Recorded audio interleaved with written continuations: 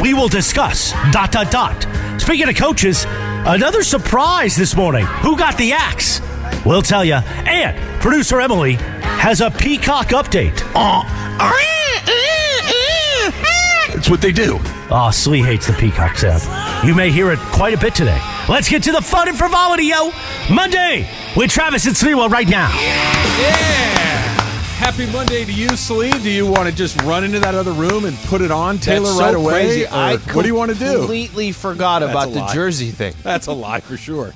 You probably have with was it Saturday that they played? Saturday night. You probably went and put it in your car immediately after the game so you wouldn't forget it on Monday morning. Are we still doing that? I had no idea that we're still doing that. Let's get it over with. Where's that? I said to Taylor this morning, I said, "You ready?" He goes, "Well, I'm here, aren't I?" So he couldn't help get one little dig in on you before he's got to put it on. You have options here. Okay. What do you got? Let me give you the two options. One, you could just wear a classic Magic Johnson jersey. It's got to be that. Kind of a road jersey, okay? Don't say okay. All right, it's Magic. All right? What? No. The other one, you could just wear just the fantastic colors, a jacket. It's a little chilly outside. That is a little Los Angeles. When do you wear that, Slee? Yeah, that's aggressive. You might want to make him wear that just because that's hideous. Hideous. Yes. You son of a... That is the same to me. That is that a is bad-looking jacket. The Magic jersey's awesome. That's pretty rough right there. So, Taylor, it's up to you. And I did tell you, did you bring Bibby or no? I did. Okay. You asked me to for some. I don't. Well, I'll tell you why. I never did my side of it. Right. Right? I was, everybody was just, he was dodging it. Or I was sick, but that's fine. I'll go ahead and take that one. So... I still got to do my Bibby. If you have Bibby, I'll throw Bibby. You just pick which one you want on these. Give me the Magic. I'll take it. I think that's the better choice. Can I read a quick tweet here while you guys work that out? This is from Tim in the OC. Everyone, by the way, wanted Eldon Campbell. I'm like, I don't physically own one. You should have gone. Well, now we know what to get you for Christmas. Taylor called in sick today like Sliwa did, right? Nah, he always pays his debts. That's the little farm boy charm for you, not a city slicker like that guy Slee. So, Taylor, you guys, you could take these pictures sometimes not on the air. You guys are exchanging when they switch jerseys after in the soccer? game. Yeah. We're basically Ronaldo and Messi right now. You missed Tim and OC call you a city slicker and call Taylor a man with farm boy charm. Those are the two things that just got said. Tim, you wouldn't say that to my face if I saw you at an event. I don't know. It describes both of them pretty well. I was going to say, that feels right. Slee ducked his responsibility, but now he's making it right. He's making it right. That you're doing this after a Laker win is oddly unsatisfying to me. No, it feels better. It feels so much easier. Of course it is. So much easier.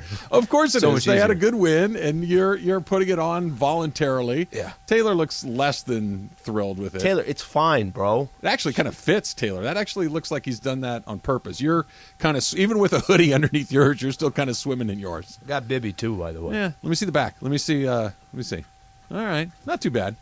Not too bad. Taylor, how often do you wear that? Do you Light just the beam. wear that around? Never. I wore that the first Light day of the school in beam. 8th grade, so it's pretty old. You should get turn on your phone light or something and shine it to the sky. I like how Social brings in the huge iPad for me today. Never done that before. Gotta see Taylor. He's never been on light. camera before. They bought it today. I like it. You guys look Needs a good. ring light on him too. When they, I was doing the post game, and there was some kind of interesting. The Kings weren't happy. They were mad at the Lakers refereeing. Blah blah blah. Getting all that, but one point of it, I'm like, I sound like a team that hasn't won 5 games in a row in a really long time. You want to know why? They haven't? Because the Lakers have not won 5 games in a row in a really, really long time. Yeah, so they're for hot. those who are watching on social, the reason why I'm wearing this is because I never paid my second loss that the Sacramento Kings gave to the Lakers right before Christmas. I think Sounds right before right, Christmas. yeah. And Taylor's wearing Magic Johnson. They play again this week, right? Or is it next week? I think in like a week. Yes, next Yeah, week. they get one more, and then that's all 4. They play again. We'll figure this I'm out. out that week. They play on January 18th, so you have about 10 days. About 10 days. You got 10 days before you might have to wear it Damn, again. wait, I feel like every other game is against the Kings.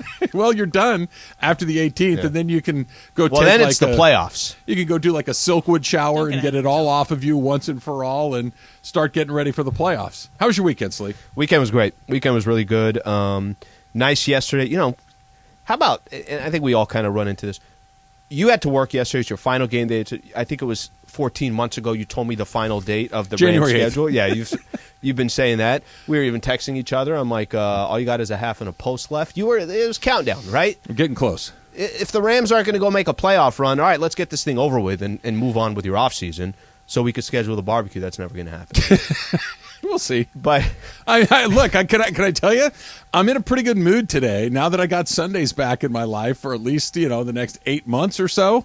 The barbecue went from single-digit percentage to low double digits. You know how went from 9 to 11.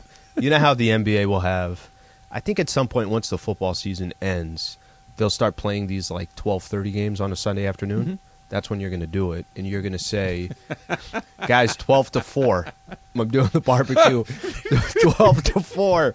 Oh, Al, are you working that day? You know what the best part about that, and now I really want to do exactly what you just said.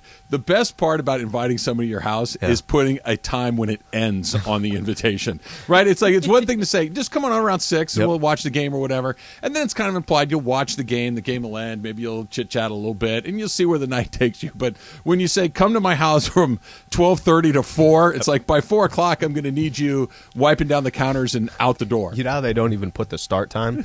Like it's like a 12:37 is really the tip-off. Right. You should put those exact time. 12:37 to end a post-game.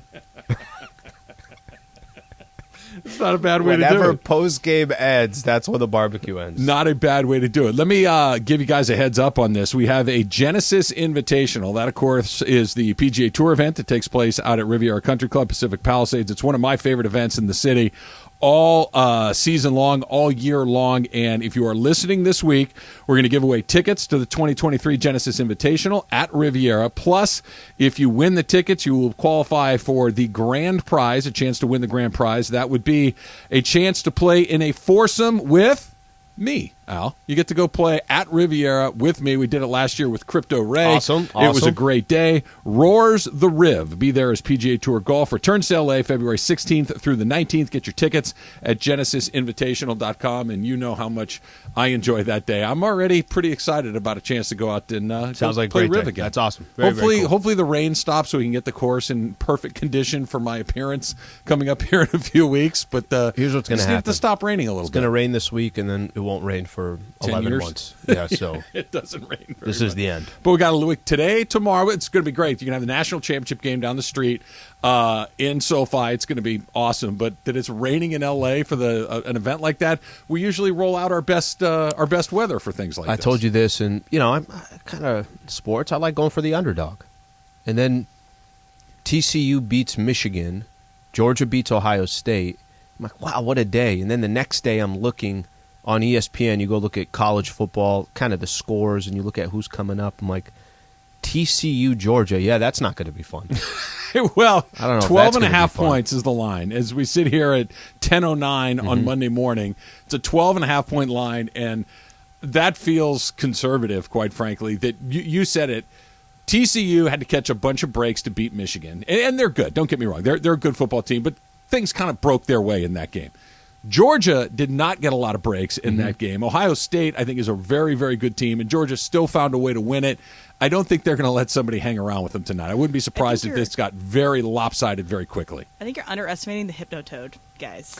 The Hypnotoad has great power over this entire college football season, so I'm rooting for Amen. TCU and the Hypnotoad. Preach, girl. Do you not know what the Hypnotoad is? No, I don't know what it Oh is. my It's a gosh. toad that hypnotizes. Now I So they completely started changed this everything. year. 12 and a half went down to 6.5. It's from a show. It's from a cartoon, and they put it on the screen and they blare it, and then everyone gets really hype at TCU, and they started it this year for their magical run. I think it's the Let's power put it of this way. Hypnotoad. If it's a close game, I think you'd be much more shocked than if Georgia wins by 3 touchdowns. Yes, I think that's right. Right? Yeah, So- if this comes down to late fourth quarter and you don't know who's going to win, Awesome. I'd be great, But but we'd I'd just be be very surprised. surprised as opposed to, well, okay, is this one of the great dynasties in college football, Yeah. or are they set up to go win a third in a row next year? And we'll get into this a little bit later on in the show, but there are some similarities to what Kirby Smart has done at Georgia, showing up and taking a program that was kind of dormant for a while and making them very good very quickly, and then getting them to a championship level as to what Lincoln Riley is doing at SC.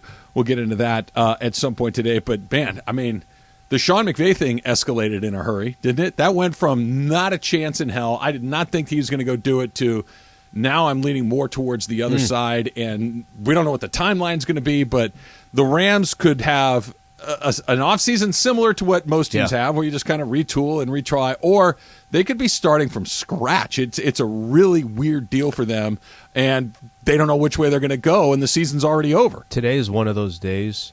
You know how we have, it just happens in sports, right? We're like, man, can we get a couple things to talk about? Today, I'm like, all right, can we have 6 hours to try to get through all this? I think we got to 112. You're good to 112? We've got if we go 6 hours, do we take tomorrow off? All right, very quickly, we'll come back. We'll talk about Sean McVay in a second. But how much time this weekend did you spend just contemplating revenge, contemplating how you're going to pay back Ireland for what he did to you on Saturday afternoon or Friday afternoon? Well, I didn't even have to, because I've got people texting me, including yourself, of ideas. Yeah, I have a couple. And there's a few other people in the office with some ideas. Good.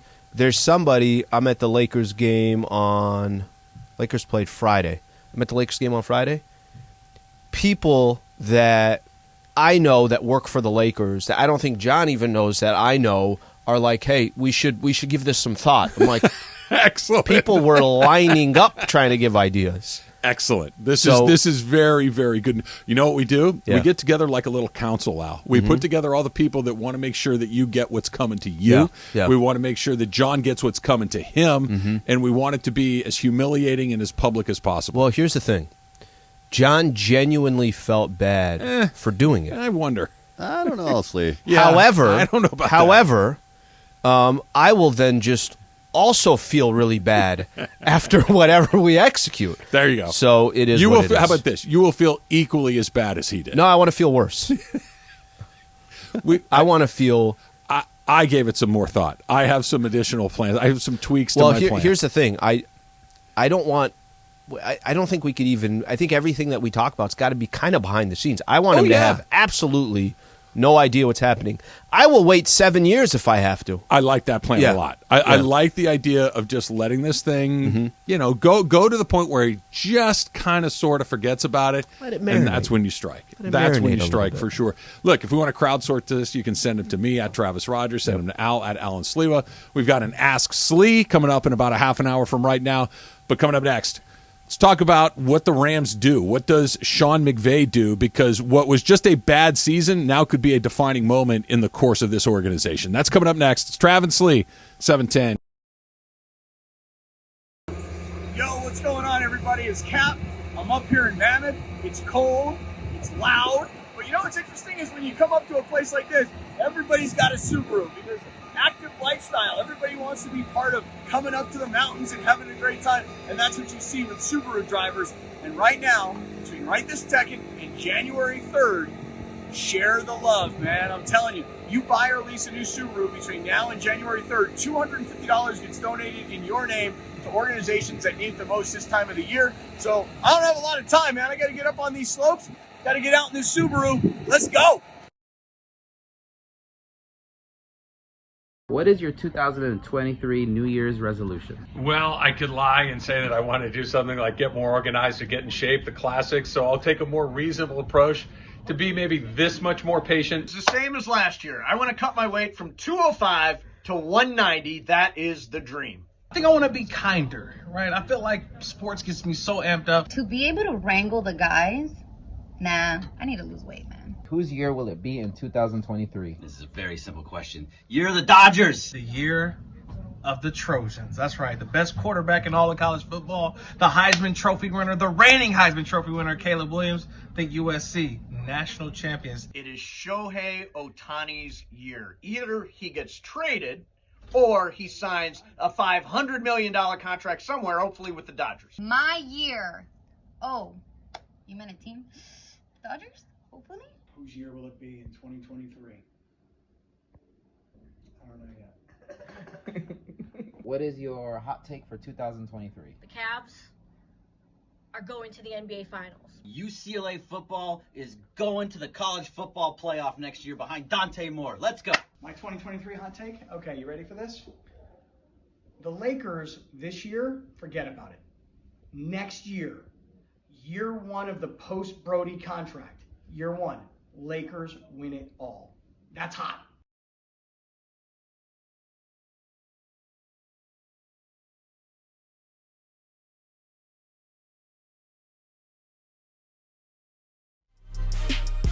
Hey, Laker fans, John Ireland here. Have you downloaded the new ESPNLA app?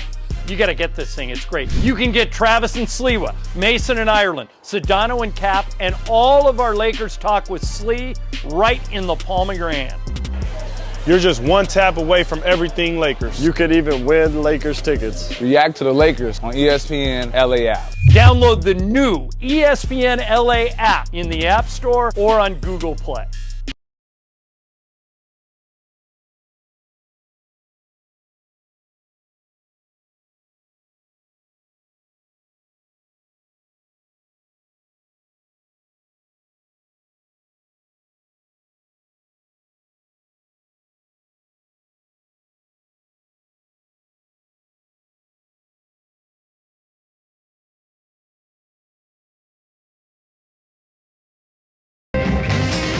So, Al, just a disastrous season for the Rams, right? A 5-12, worst season after winning a Super Bowl in the history of the league. 12 losses is the most.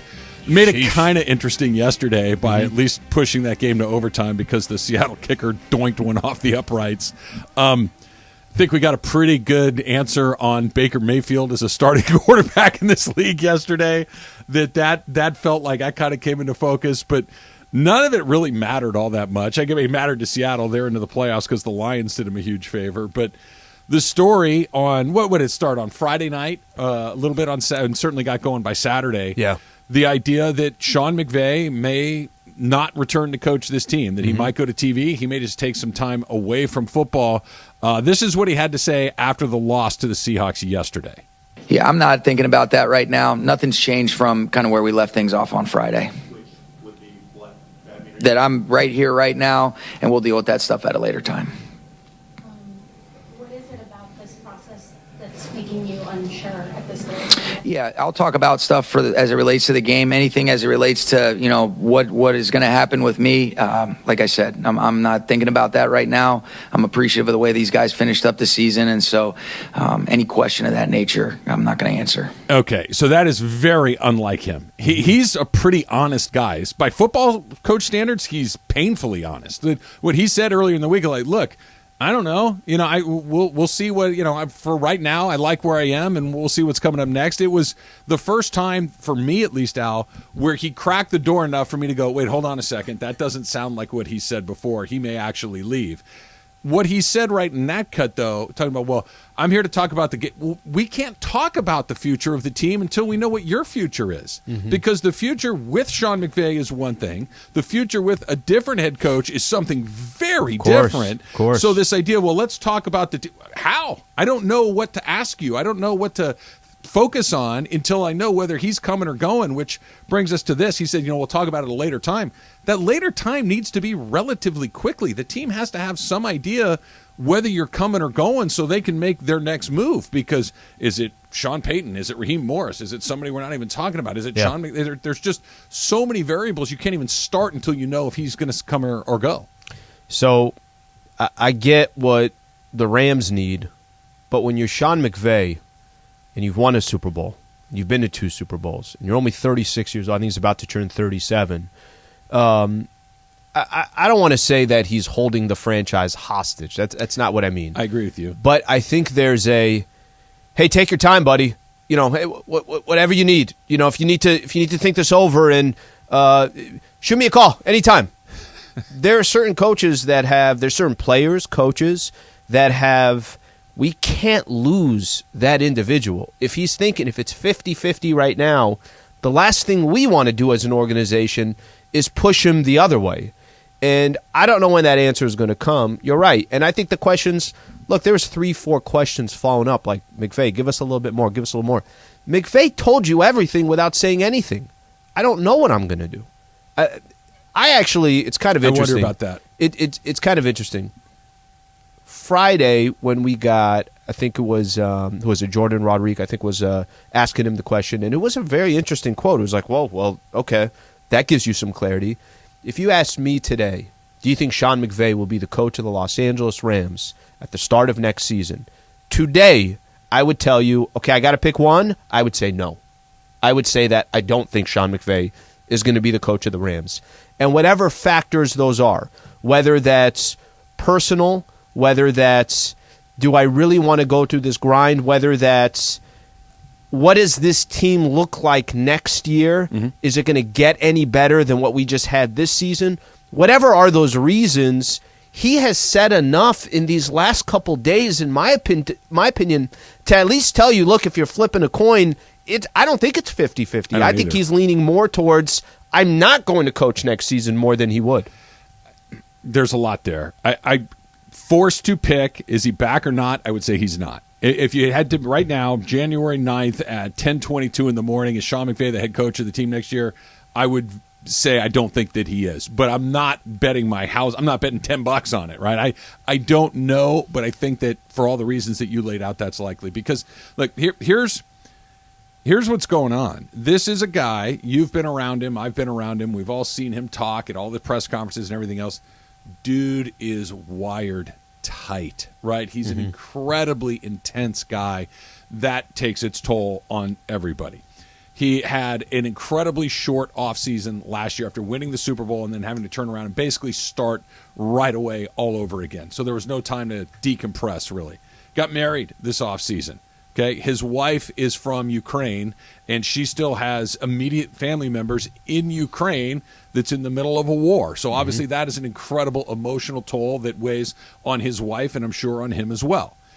Just had a 5-12 season, and it was a disaster. It was a bad year, full stop, across the board. There never really seemed like he was able to get that thing back on track in any given way. There's a job potentially out there that's going to pay you more than the one you're doing that is more lucrative and 1,000 times easier to do. Sure. That's appealing. And he's 36 years old. He could take 10 years off and come back and be on the younger side of coaches in this league. That's the case for why he would leave. And I think that, again, forced to pick today, I'm with you. But he didn't say he's leaving. If he had already made up his mind 100%, it would be, hey, look, I just need some time away from this. Now, maybe the Rams did that thing with, look, you're going to move on. We get it. Can you just give us the courtesy of a couple of weeks before we make an official announcement? So maybe you might feel differently in a couple of weeks, and then we can come back. That's a possibility. Here's my question, Al. What is he going to do? You think Sean McVay lives on the juice? He lives on it. He's a football coach. He's a guy that wants to be coaching football, winning and losing, keeping score, developing players, winning games. You don't get that if you're sitting in the TV booth at Amazon or NBC or CBS or ESPN or one of these pieces. There is no scoreboard. You show up, you work on Sunday afternoon, and you leave. And then you go play. Sean McVay's going to go play golf 4 days a week. I just can't see it. I get burnout. I get wanting to take some time, but then I stop and think, what's he going to do? That's not going to be satisfying to a guy that's in his mid-30s and had this amount of success. So I think the way you were raised up, let's use you as an example, generationally, the way I think most parents rose their kids up was, hey, you got to work right out of college. You go to school, you go to college, and then when you get out of college, you got to get a job, and you got to work that 9 to 5, those 40 hours, and you make X amount of dollars, and then you go have a family, you go this. I think there's, Belichick has been doing what he's been doing for how long, and that's kind of that old school mentality.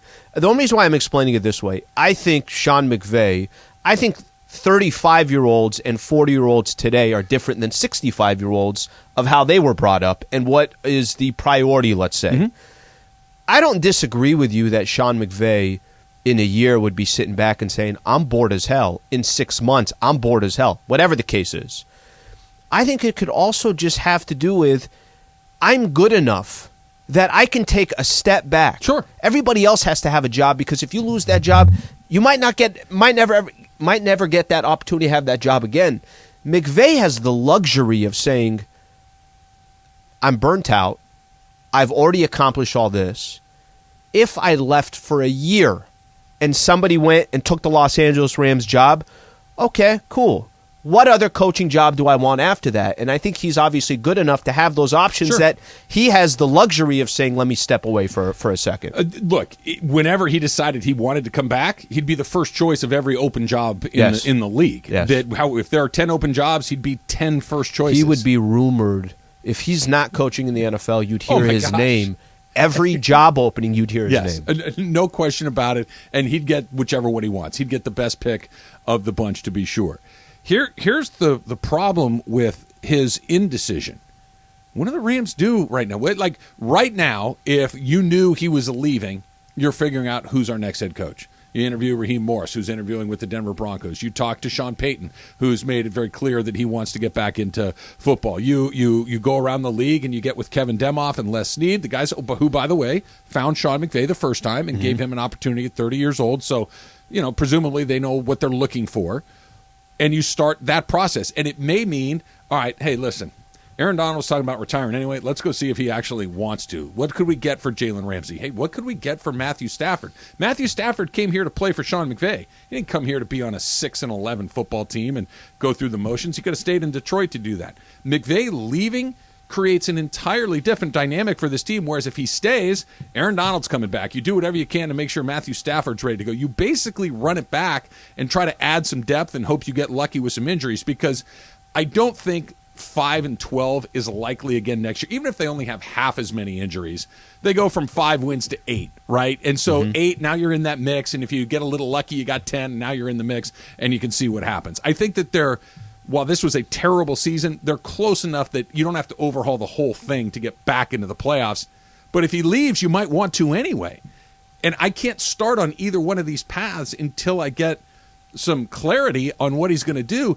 I get it. I want him to have the time. But somewhere in a room somewhere, Les Snead, Kevin Demoff, Stan Kroenke, all these guys are saying, hey, listen, we need to know one way or the other, because it completely alters the course that we're going to take next. Do we both agree that you don't think he knows what he's doing yet? Okay. Because you said something a little bit earlier that even if maybe he's told the Rams, and the Rams are saying, give us a couple weeks. I personally, this is just my obviously my thought on this. I don't think he knows yet. I don't think Sean McVay knows yet whether he's going to come back and coach or if he's going to step away for a little while. I think it could be that, Slee. My personal thought is I think he does know. I think he wants to leave, but I think he's also smart enough to know that, listen, I'm in the middle of a 5-12 season, and this sucks. Everything sucks right now. What's it going to look like with a couple of weeks of not it? Well, I was like, hey, I could try this. Wait, what if we try that? Ooh, this guy over here is kind of interesting to me. And all of a sudden you get re-energized. Sure. Because we're all the same. You go through a bunch of months in a row of working, and you're like, I don't want to do this anymore. You just get a long weekend. You're like, yeah, okay, I'm back. I'm ready to go again. So the Rams may have said to him, listen, we know you want to leave, and we know that's where your head is. Can you just wait a couple of weeks, 3 weeks, for a month before you make this decision? And if you still feel the same way, then we'll move forward on that. But just give this a little time. Yeah. I talk about this to my kids. You don't have to make a decision today. Give it a few days. You don't have to make a decision. Just because somebody asked you today doesn't mean you need to make a decision today. Give it a little bit of time. I think that's probably where he is. But if you said to him, hey, you got to make a call today, I think he's gone. Amazon is sitting there saying, hey, take your time. No rush. Herb Hey, Street's got but his we head just on a want to show you swivel. the screenshot of what your bank account could look like. By the way, Taylor, is he cold? Look what he's got on. Yeah, it's still showing. It's 14 degrees in here. It's still showing. You can still see Magic's number. All right, 877-710-ESPN. 877-710-ESPN. What do you think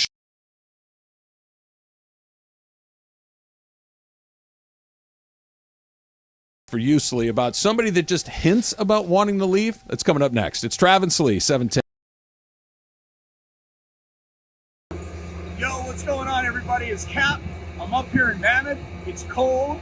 It's loud. But what's interesting is when you come up to a place like this, everybody's got a Subaru because active lifestyle. Everybody wants to be part of coming up to the mountains and having a great time. And that's what you see with Subaru drivers. And right now, between right this second and January 3rd, share the love, man. I'm telling you, you buy or lease a new Subaru between now and January 3rd, $250 gets donated in your name to organizations that need it the most this time of the year. So I don't have a lot of time, man. I got to get up on these slopes. Got to get out in this Subaru. Let's go.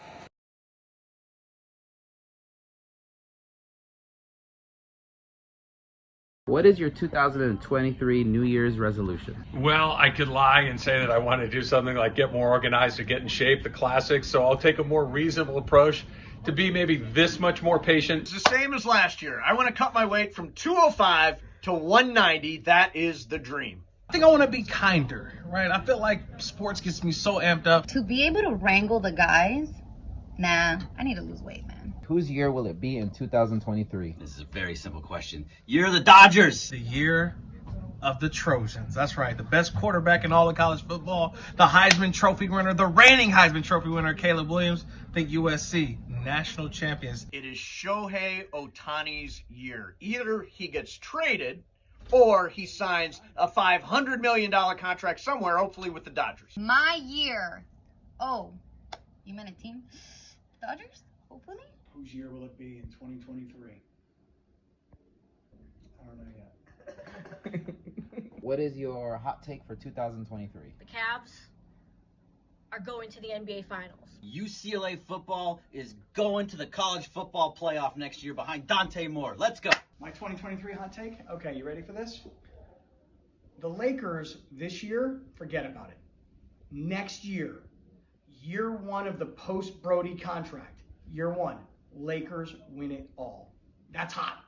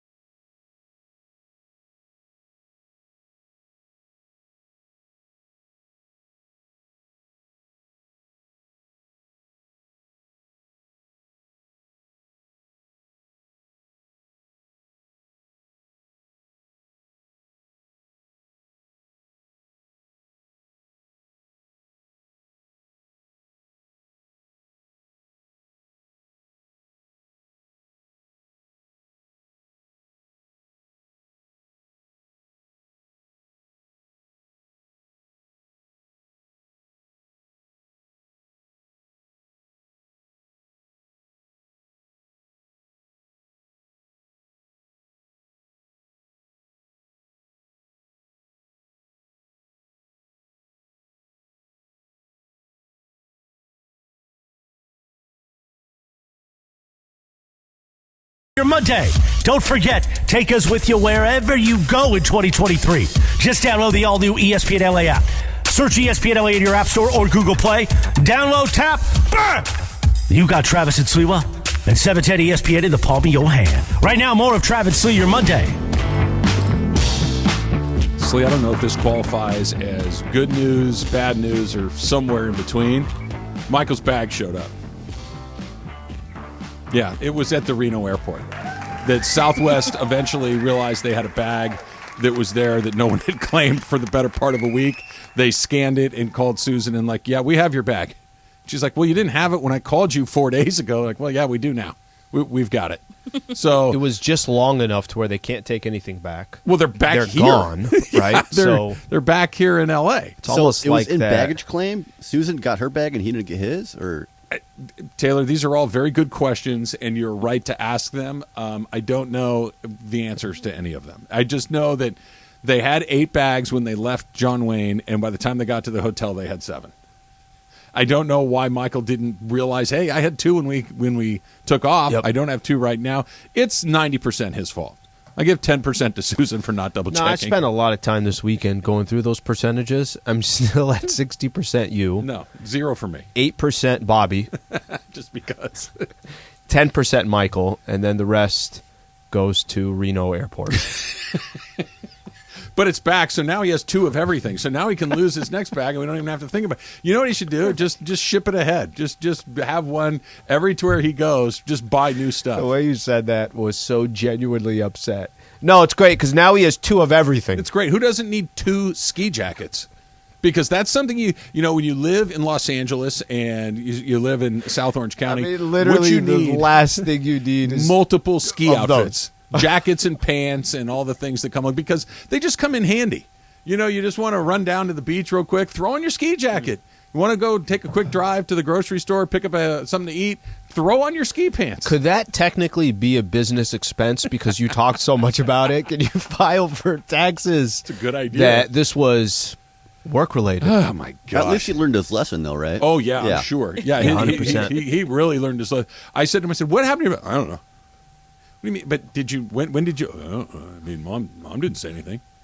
Why would it be her responsibility to say anything? It's your stuff. What's for dinner? Pretty much. Should I eat the egg? The lady stared at his phone, and every video I watch has the beat underneath. It's the worst thing in the world. Just awful. Speaking of your family, I'm sorry, Emily. Ski jackets are really inexpensive, and especially when you buy them at the lodge, that's really good. Just give me 2. The best thing is it's going to rain for one more day this week, and that jacket is way too warm to be wearing even out here. So, yes, congratulations. You're all right. Emily, I'm sorry. It's okay. Speaking of your family and your home, yes. So this is from Rich A. He says, Trav finally sets a date for for the barbecue. Do you show up fashionably late or not at all? Alan? Well, I'm not going to have an option because it's going to be during the Lakers game.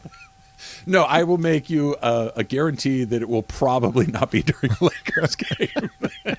I'll say it's like 55-45 that it'll be during a Laker off day. Or do I after a show Laker up game. fashionably? No, I show up on time. Let's enjoy the barbecue. Be a lot of good people there. What is fashionably late, by the way? Like, what if I said to you guys, come over at 5 o'clock? What time are you coming over? To be fashionably late? No, just to if you said to me, "Hey, Trav, come on over at 5." Yeah, 5:15. I'm shooting 5:30 is probably about where I'm shooting about 5:15. Yeah. I've had your turkey chili, Trav. I'm coming early. By the way, I did some work this weekend in the kitchen. I did a good job this weekend. Oh, you send us a photo. Oh, I did. That's right. right. You send us a salmon. Photo of the salmon. Fresh mash. And then I had to, he's probably asleep by now. I was awake that night. I made it to like 9. It was terrific. The plating was fantastic. Mocking myself. Okay, but real quick on the plating. Yeah. Okay, real quick on the plating. Should we describe the meal first? Yes, describe the meal. But you should throw that photo up on Twitter because I will. I think there's a little analysis here that's going to happen. Go ahead and describe the plate. At least it wasn't a selfie. So it's a pan-seared He just salmon, has his face. right, with a little Old Bay salt and pepper and sriracha. Yep. And then I made freshly made mashed potatoes with roasted jalapeno and roasted garlic. Badass. Okay, a little cream, a little butter as well. And then I roasted some zucchini and red onion in the oven and put that on the side. That was the meal. So now what is your analysis of my photo? Which All I'm right, getting so rid of? in our text, Emily wrote, what was your compliment to the I said to the dish? Your plating is, and I did this Okay. this hand, the emoji The hand chef's motion kiss. of the chef's kiss. Yeah. Yes. Thank Okay, you. so this portion where you have the sauce on the plate, okay? Yeah. Where you have the sauce on the plate. Yeah. Are you referring to that, like that extra touch, it's or the whole thing? entirety of the thing, Okay. including that, which that is something that you're planning to have this picture taken, Right. and you want it to look nice. Okay, but here's the thing with the line true, there. by the way. With the line there, that at a restaurant. Okay, I'm holding you to restaurant quality here. Which holding I'm okay with. What Mastro's serves out. That's what I'm expecting at the Rogers household. That line, they would have taken a napkin and they'd have wiped it off again and said, "Let's do it again." It had, you know what it had? It had like a drawing, like you were making a drawing and you had to like erase it a little bit and go back. That was my analysis of the plate. The plate is fantastic. I hate you so much The right plate now. is fantastic. The plate looks great. But would you agree with me that line was you? Okay, there's a whole story behind this. Could it have used a wipe and go again? I hate that you seized on the one thing I don't like about my plate. It's the only thing. It was a mistake. I was going to try to do something a little bit more artistically with a little bit flair, and I did it, and it didn't come out the way I wanted. And I'm like, I had two choices. I could try to wipe it off. Just wipe it off. I could have. I only See that at the restaurants all the time. plate here is actually a small plate, right? Mm-hmm. It's not a full size dinner plate. It's a smaller plate. We've broken all the other ones that size, so I only had the one. I didn't want to have to go to a whole another thing. And I'm looking at it. I'm going, should I wipe? I'm like, nobody will notice. And that you noticed the way that you did. I had Emily called me out on one money. Yep, because she pays attention to the minutia of these things. She came out in the text. She's like, "It's the greatest plate I've ever seen." I didn't say that. I said, "Get your line straight." All right? You're mistaken, D. I wanted one Get of that those, sauce straight. I wanted one of those smear things like they kind of Yeah. do, but it didn't come out quite the way that I wanted. I thought that it was at least you took a second and you did something. It was with half-assed. But I No, liked the zucchini on it. Okay, The plate, the dish looks awesome. Let's not We mess need to around. post this on the Twitter. dish looks awesome. I did. I think I did. I get it on there. You check. But however, the line looks like you needed another go around on the line. One more round.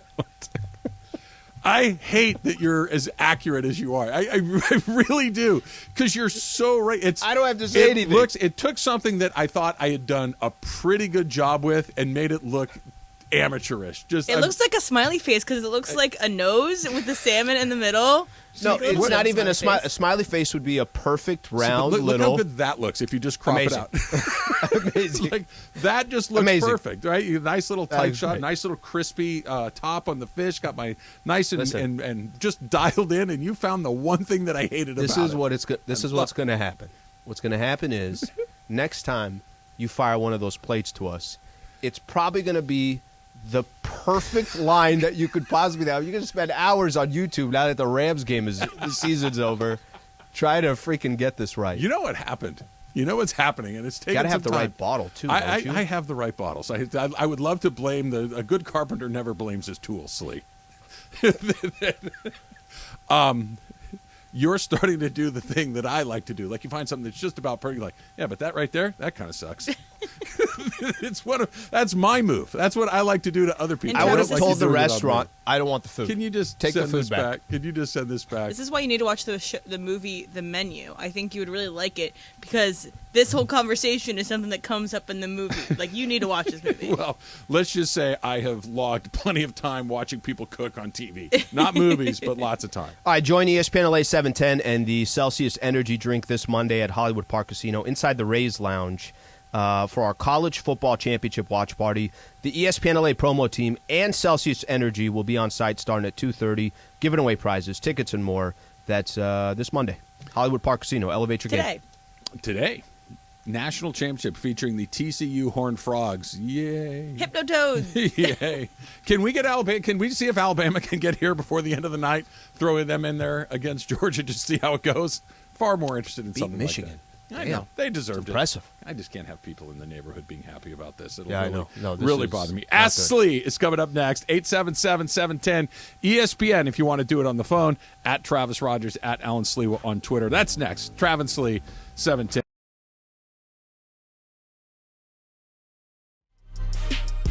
Hey, Laker fans, John Ireland here. Have you downloaded the new ESPNLA app? You got to get this thing. It's great. You can get Travis and Sliwa, Mason and Ireland, Sedano and Cap, and all of our Lakers talk with Slee right in the palm of your hand.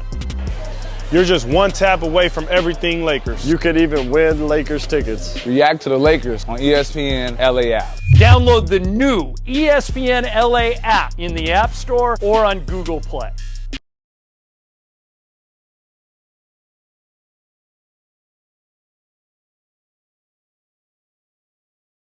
What is your 2023 New Year's resolution? Well, I could lie and say that I want to do something like get more organized or get in shape, the classics. So I'll take a more reasonable approach to be maybe this much more patient. It's the same as last year. I want to cut my weight from 205 to 190. That is the dream. I think I want to be kinder, right? I feel like sports gets me so amped up. To be able to wrangle the guys, nah, I need to lose weight, man. Whose year will it be in 2023? This is a very simple question. Year of the Dodgers. The year of the Trojans. That's right. The best quarterback in all of college football. The Heisman Trophy winner, the reigning Heisman Trophy winner, Caleb Williams. Think USC, national champions. It is Shohei Ohtani's year. Either he gets traded or he signs a $500 million contract somewhere, hopefully with the Dodgers. My year.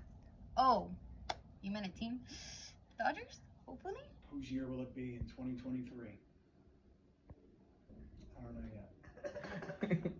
What is your hot take for 2023? The Cavs are going to the NBA Finals. UCLA football is going to the college football playoff next year behind Dante Moore. Let's go. My 2023 hot take? Okay, you ready for this? The Lakers this year, forget about it. Next year, Year one of the post-Brody contract. Year one, Lakers win it all. That's hot.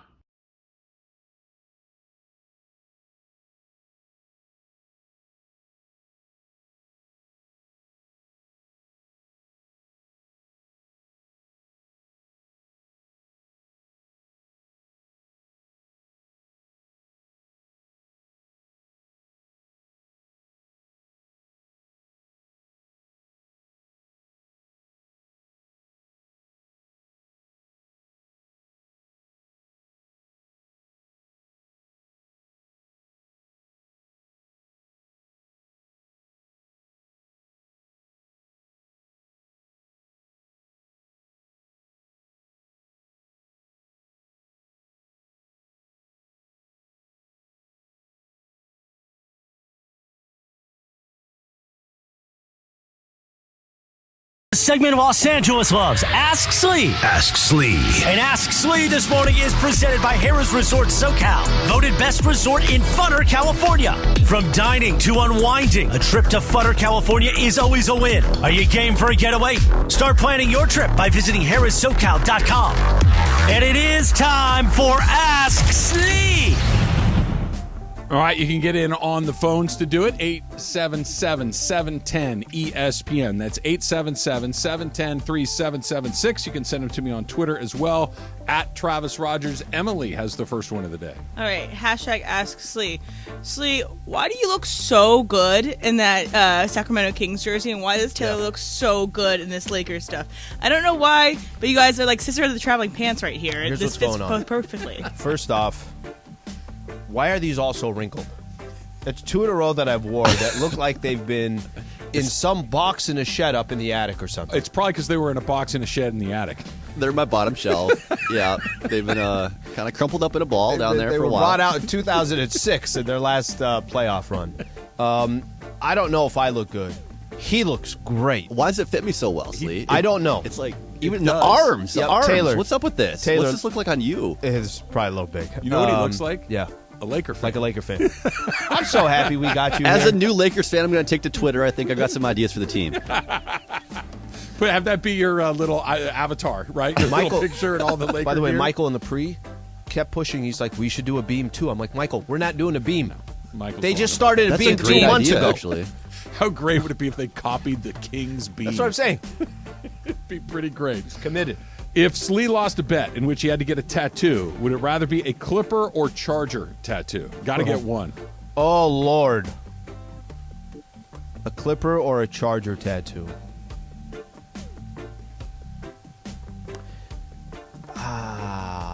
Do I get Chargers in hope that one day they go back and maybe... Not a bad way to look at it. And I could also say, well, at one point they were in San Diego. That's, I think, the right answer. That's Right? what I was going to say to you. You're from San Diego. Yeah. You had it while they were there. Yep. I hate their guts now, but Yeah. at the time I was all in. But, Yeah. you know, it is what it is. I mean, Clippers, I'm still putting out... Clippers put out the final score yesterday. They lost to Atlanta. They've lost six in a row. Yeah. I retweeted and I put Hawks Nation. That's how petty I am with the Clippers. I know you You've don't been get petty it. on Twitter a lot. I don't. I know you don't get it. Yeah, I just don't. I don't either. Like, I don't get I don't even hating know on the why guy I put that- it out. It's like the guy that gets C's in math tests, and you're like, yeah, you're not very good at math. Yeah, I know. They're the Clippers. They lose. They don't do anything that's fun or exciting. It's just kind of what they do. Chargers, I then. think so. I have Where to would lean you get towards- it? Obviously, it's somewhere where it's not. Yeah. Like you're not going to Get a do bolt on your neck. You're not going to do Mike Tyson and get it on your face. But where are you going to put it? I can't go here because Can't see it's on going air. to be shown too often because I got guns Butt? out all the time. Yeah, probably got to do it on the butt. Yeah, I think so. I think on the left You can cheek. do it on your It's ankle. not funny, Emily. Trying to have a professional conversation here. Yeah. The left cheek. Give me the Charger bolt on the left cheek, and make it quick. Yeah, only certain people will ever see it. Very few will ever see it. I can see you getting out of the shower every morning like, yep, still there. It's still there. Tramp stamp? Who would have thought we would have? That would be, yes, we have a new location. That's I don't think any of us thought this would be the conversation coming into work today. I like it. Christopher Holmes says, Al, what would you say is an appropriate tagline for yourself? For instance, Travis's could be, Travis Rogers, I request bat downs. I talk about a lot of stuff I hate. I do not want to be alone anymore, or a portion of my heart is black. I did say all of those things last week. Let me get some help on this one. Does something come to mind that would be an appropriate tagline? A portion of my heart is black is high on my list. Yeah. Not for Al, though. Oh, I thought it was for you. No. Al needs to have one for him. The portion of my heart is black is a good one. For me. But the other one I like is there's a lot of stuff I hate. I like hating things. Yeah, that is a good one. That's a good one for you. It's super fun. One could be completely forgot you said that. Oh, you said that? Let me go back in the pod. That's it. Yeah, That's it. Oh, that's a good one. Oh, I'll just go back to the podcast and take a listen, and then I never bring it up again because it was exactly what you guys told me. We need to workshop the language, but you're on the right track. We need to come up with something about how you say, well, what about insert thing that's already been said? About the 30 for 30 on Taylor, Texas can I get you a USC? bottle of wine? Taylor doesn't drink. He doesn't? Yeah, he said it 10 times. Well, this year, I got it accurate. This Christmas. Very nice I got it gift. right. Thank you, Slee. You got it right. All right, let's see here. Where's my next one? At which point in the season... Wait, hold on. Let's see. No, that's the wrong one. Why do these things never show up when I want them? Here we go. Nope, also the wrong one. Also the wrong one. See, this is not going the way that I needed it to go. Somebody has a screen. I'm gonna have one. Okay, No, I got it. I found it. I was on the wrong column. That's probably part of the reason that I was not seeing it. Capitano Matt, the January Basho has started with only one Ozeki. Do you think Takayasu is best poised to return to the second highest rank? #Ask Slee. To be honest, I don't. I think where he's kind of heading in his career right now, his prime is behind him. So I get it a year ago for having this conversation, but not today, Trav. Not today. Not today. He's going to stay right where he is. Poor Who's your goat? Takayasu. There's a list. I mean, I don't think you can just... It's like trying to pick between your favorite kid. Yeah, I don't think you can just put one on there. I'll tweet it out. Dude and Slow, what do you call a male ballerina? #Ask Slee. I think I know the answer to this, but I'm not entirely sure. Ballerino. Malarina? I believe it's called a ballerino. Is it really? A male dancer is called a danseur or a principal dancer. This is from Ballet FAQs, the Atlanta Ballet. A danseur. Lead dancer or danseur? Principal dancer or danseur. I like ballerino better. That's because it sounds like a little like Barbarino. If she didn't come in with real facts and you just said that, I would have 100% believed it. It's like saying Lionella for Lionel Messi. You're like, okay, that's kind of it, but... Yeah, close enough. By the way, I like Lionel. Is it Lionel? I haven't heard a native speaker say it, but Leonella is probably what I would think. Yes, you should name Leonella Sliwa. It's almost quasi-alliterative. Already wrote it down. Yep. One more here, Trav. In the song Center Field by John Fogerty, does Slee think the kid with the worn-out glove and handmade bat can really play center field? Because I think he should sit out the max, bat last, and play right field. Okay, this is your thing, right? Whenever there's an actor, actress playing some kind of a role, yes, and they're not good at it, yes, you hallucinate. I don't like that. I never really pay too close attention to it, but now I'm like going back. It's like, all right, any given Sunday, I'm like, Jamie Foxx, no, you got to do a little bit better. Yes. You got to do a little bit better with your footwork and everything else. So you've kind of threw me off to that. This was just him deciding to make fun of the kid in Little League who has to sit out 4 of the 6 innings and only gets to bat once. That he just wanted to say that that's what he likes to do. One more here, John in Huntington Beach. When you fill up your trash cans 2 days after pickup, do you ask your hermit neighbor if you can put your trash in theirs, or do you put it in the recyclable/green waste can? Yeah, I will fill up to the absolute top. Just use my parents' house as an example. Fill up absolutely to the top. Try to close whatever's not good. Throw it in the other bins, and then as soon as they take that one, but I'm not putting the waste in the recycling bin and hoping that they take it. I'm just going to wait on the recycling bin. And then when I get the trash back, then I'll put it in the... What about going to the neighbor's can? They got a little room in there. They got space. Do you kind of throw your excess in there? If they have enough space and it's already out on the street, right? Yep. I know they're not putting anything else in. Well, help you a brother are out a little bit. Maybe they got a big bag There of trash might come a in the time where house. you have some friends over, and if our trash bins are out and you need a little space, bring it in. Why do I feel like I'm doing something illicit? Because I've done the same thing. If it's out on the curb, I feel like that's a green light to fill up theirs if it's not filled. But you look around, you make sure nobody's looking, and you very quickly drop it in, and you scoot back to your side of the street. Do you sprint away or no? Kind of look like it wasn't me. Like I know there's probably 8 Ring cameras that just caught me doing it. But I like to pretend it wasn't me. I don't know. I just go over to see what's up in your sprint away and I can. yell. It wasn't me. Tramp stamp of the Charger lightning bolt on Slee. I think we need to get together a GoFundMe to make this happen. LeBron, Let's go Jags. Right? That's arguably the best game. We'll talk about the NFL playoffs, and LeBron would like to see something happen to the roster of this team. That's coming up next. It's Trav and Slee, 710 ESPN.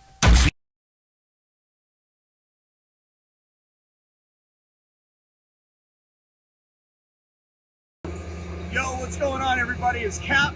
I'm up here in Mammoth. It's cold. It's loud. But you know what's interesting is when you come up to a place like this, everybody's got a Subaru because active lifestyle. Everybody wants to be part of coming up to the mountains and having a great time. And that's what you see with Subaru drivers. And right now, between right this second and January 3rd, share the love, man. I'm telling you, you buy or lease a new Subaru between now and January 3rd, $250 gets donated in your name to organizations that need it the most this time of the year. So I don't have a lot of time, man. I got to get up on these slopes. Got to get out in this Subaru. Let's go.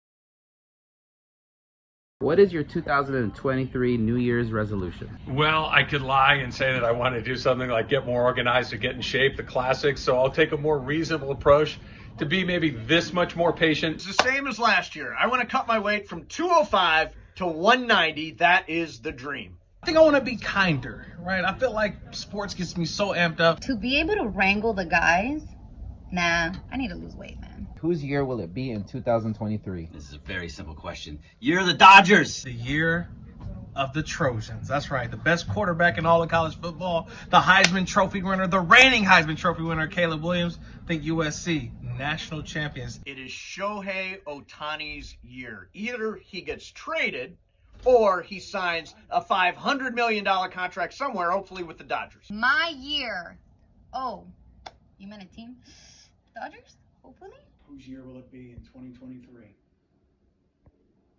I don't know yet. What is your hot take for 2023? The Cavs are going to the NBA Finals. UCLA football is going to the college football playoff next year behind Dante Moore. Let's go. My 2023 hot take? Okay, you ready for this? The Lakers this year, forget about it. Next year, year one of the post-Brody contract, year one, Lakers win it all. That's hot.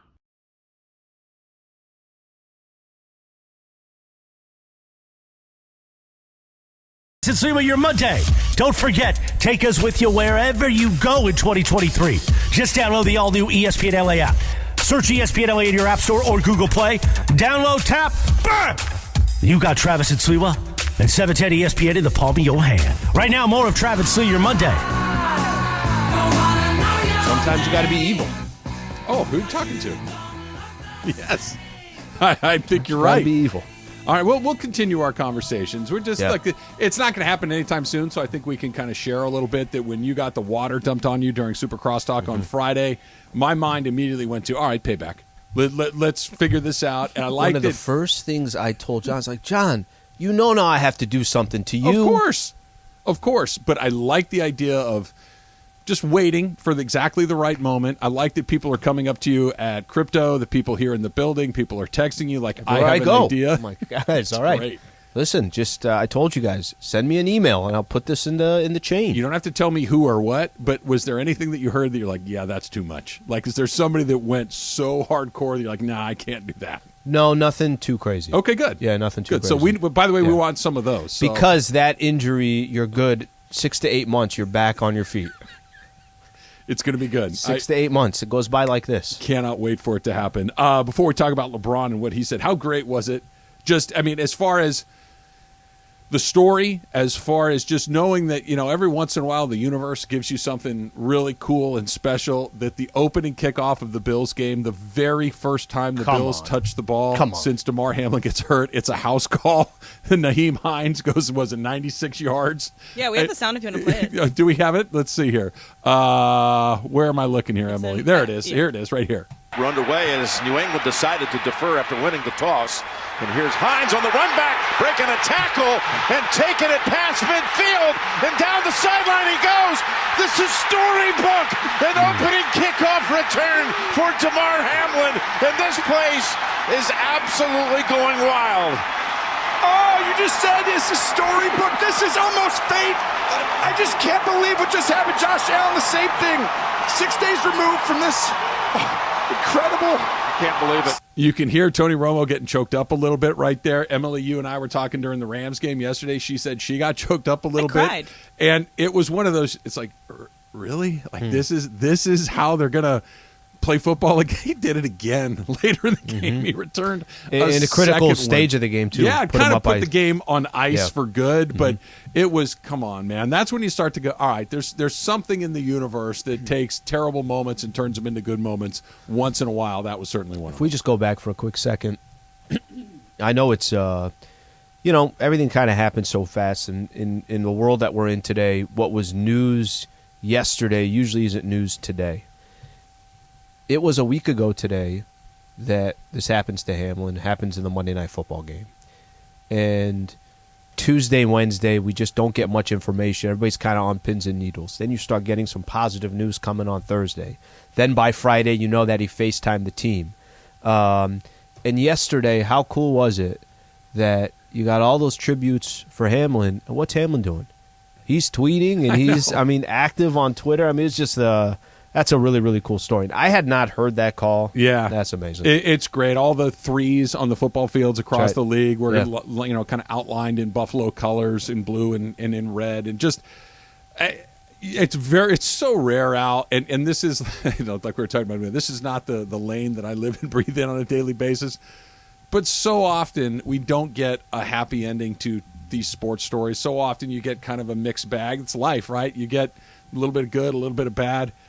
The outcome that DeMar Hamlin appears to be headed towards in your wildest dreams. Because, look, I don't know. The best possible scenario. I wouldn't be surprised if he were in Buffalo for the game coming up this weekend, or certainly the game after that, if he were able to go and be with his teammates in person. As great as it is to see a picture of him making little hard hands, and it's awesome, but can you imagine the adrenaline and the emotion if he's with the team at some point during this postseason? Unbelievable. Just so exciting. And you hear Romo. Romo's like, it was there's great. certain moments in sports where you really it doesn't have to be in a situation like this, but you really kind of stop and it's like, really? Come on. This cannot be.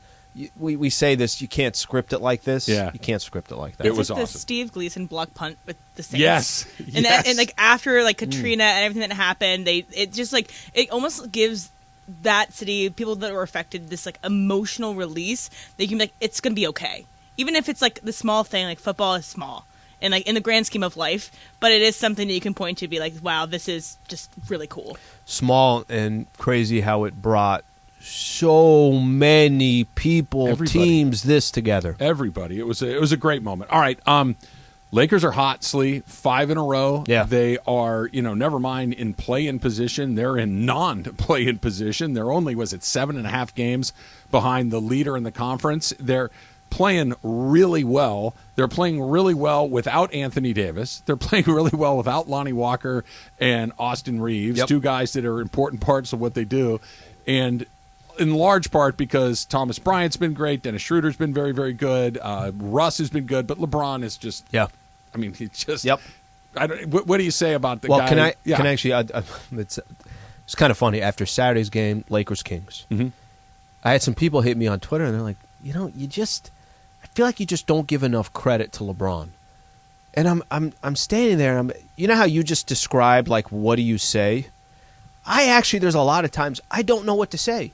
When you put up 35, 8, and 8, and you do it almost every single night, and you're 38 years old, but I saw Thomas Bryant get 21 and 15, I'm like, yeah, but I don't see that. Right. So it's almost, and I think this is a perfect example of just watching the greats do it every night, that becomes normal.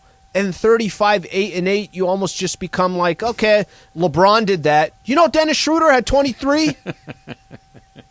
It's true, and he is in his 20th season, and he is 38 years old. And, you know, we keep talking about maximizing the last years of his career, and sure. Mm-hmm.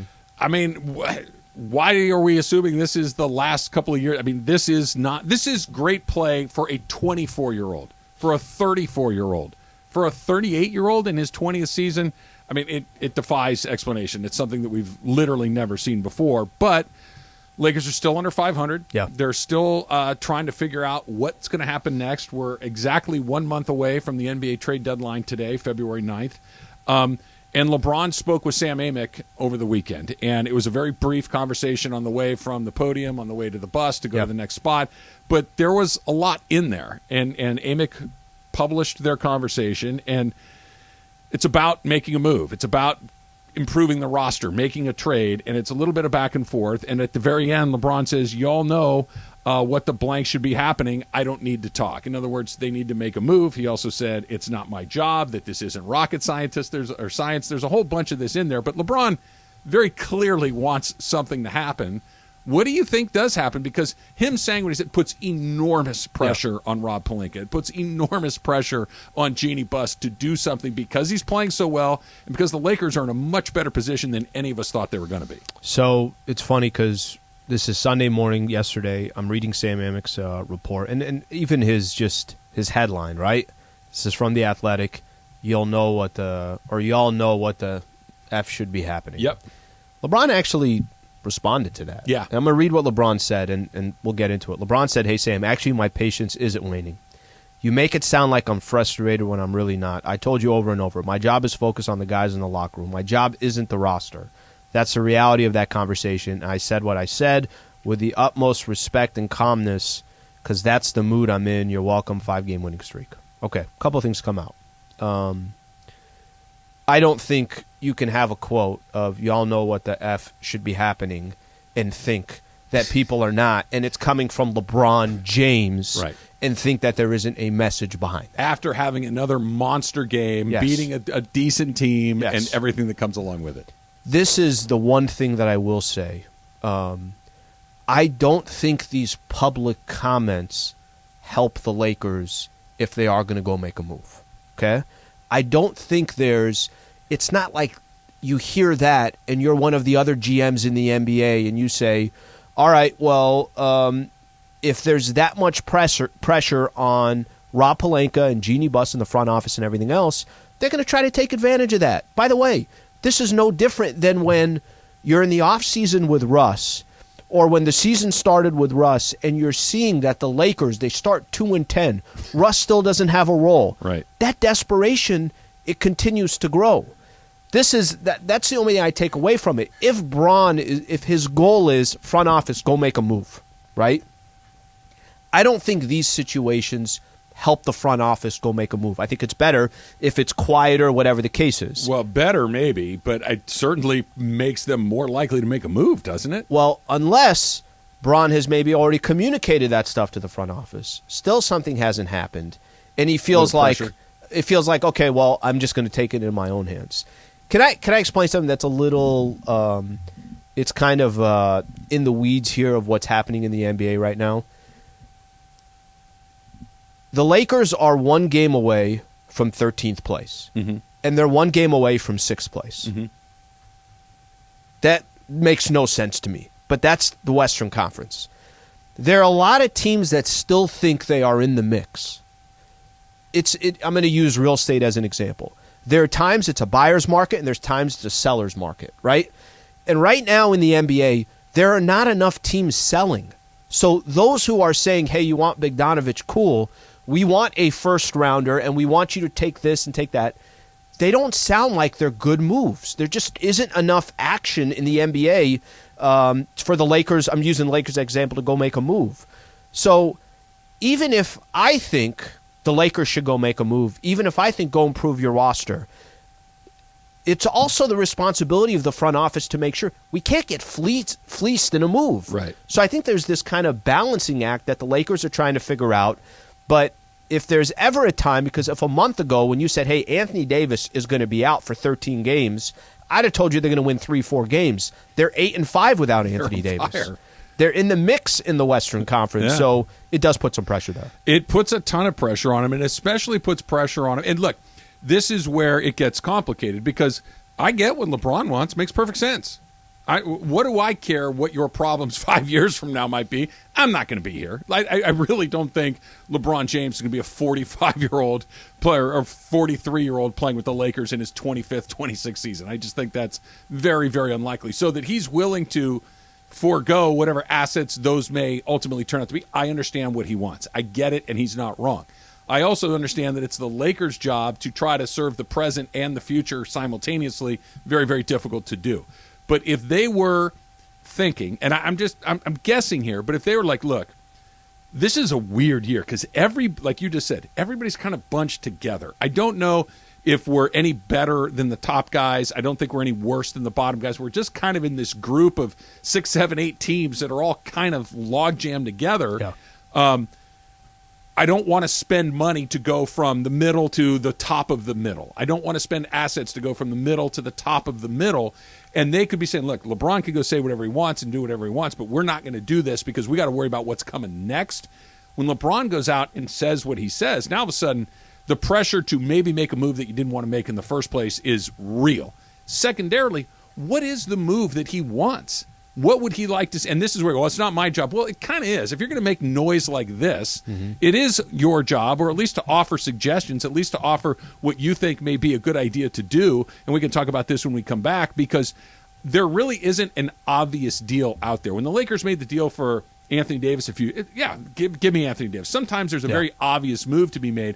I don't know what it is right now, and I certainly don't see a move out there that goes from where the Lakers are right now, like you said, a game out of 13th and a game out of 6th, that all of a sudden puts them in the top 2 or 3. It just, I don't think that it's out there. So are you going to make a lateral move at the cost of something down the line? This is what the front office needs to worry about. LeBron doesn't, and nor should he. It's not his responsibility, but what is the move? We'll do all of that. It's coming up next, plus your phone calls, 877-710-ESPN. It's Travis Lee, 710. Yo, what's going on, everybody? It's Cap. I'm up here in Mammoth. It's cold. It's loud. But you know what's interesting is when you come up to a place like this, everybody's got a Subaru because active lifestyle. Everybody wants to be part of coming up to the mountains and having a great time. And that's what you see with Subaru drivers. And right now, between right this second and January 3rd, share the love, man. I'm telling you, you buy or lease a new Subaru between now and January 3rd, $250 gets donated in your name to organizations that need it the most this time of the year. So I don't have a lot of time, man. I got to get up on these slopes. Got to get out in this Subaru. Let's go.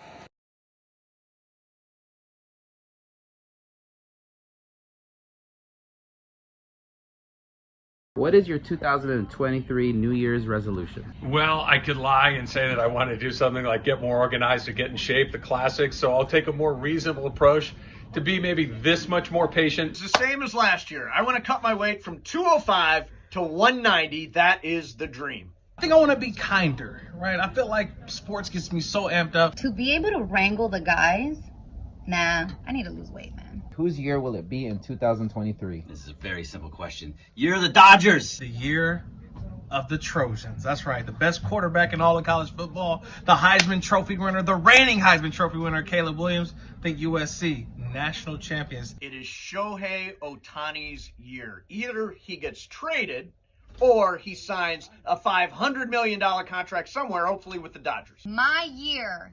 Oh, you meant a team? Dodgers? Hopefully? Whose year will it be in 2023? I don't know yet. What is your hot take for 2023? The Cavs. are going to the NBA Finals. UCLA football is going to the college football playoff next year behind Dante Moore. Let's go. My 2023 hot take? Okay, you ready for this? The Lakers this year, forget about it. Next year, year one of the post-Brody contract, year one, Lakers win it all. That's hot.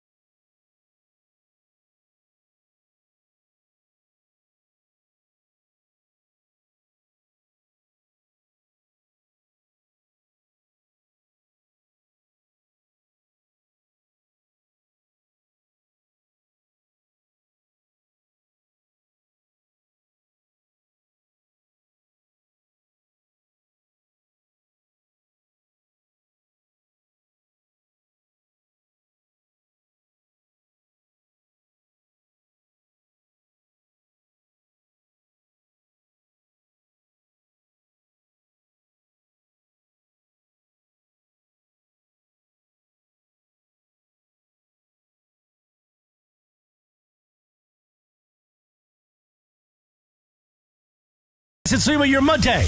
Don't forget, take us with you wherever you go in 2023. Just download the all-new ESPNLA app. Search ESPNLA in your app store or Google Play. Download, tap, bang! You got Travis and Sliwa and 710 ESPN in the palm of your hand. Right now, more of Travis Sliwa, your Monday.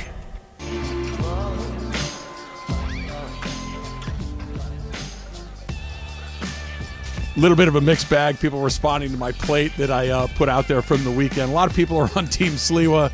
Some people are trying to make me feel a little better, saying that it looks good. Some people want some tips on, wow, that looks really good. Those are the ones that make me feel a little better, but it didn't work out. Food looks good, but I would obviously send it back with that type of line. Yes, you're not wrong. Well, Francis in Glendale says the smile should indicate how happy you are to eat it. The smile looks like you'd rather have a steak, but the dish will do. It's pretty good. No, the steaks are fine. Don't get me wrong. The steak is a great meal, but I kind of perfected my salmon sling. I've kind of got it dialed in, minus my squiggly line.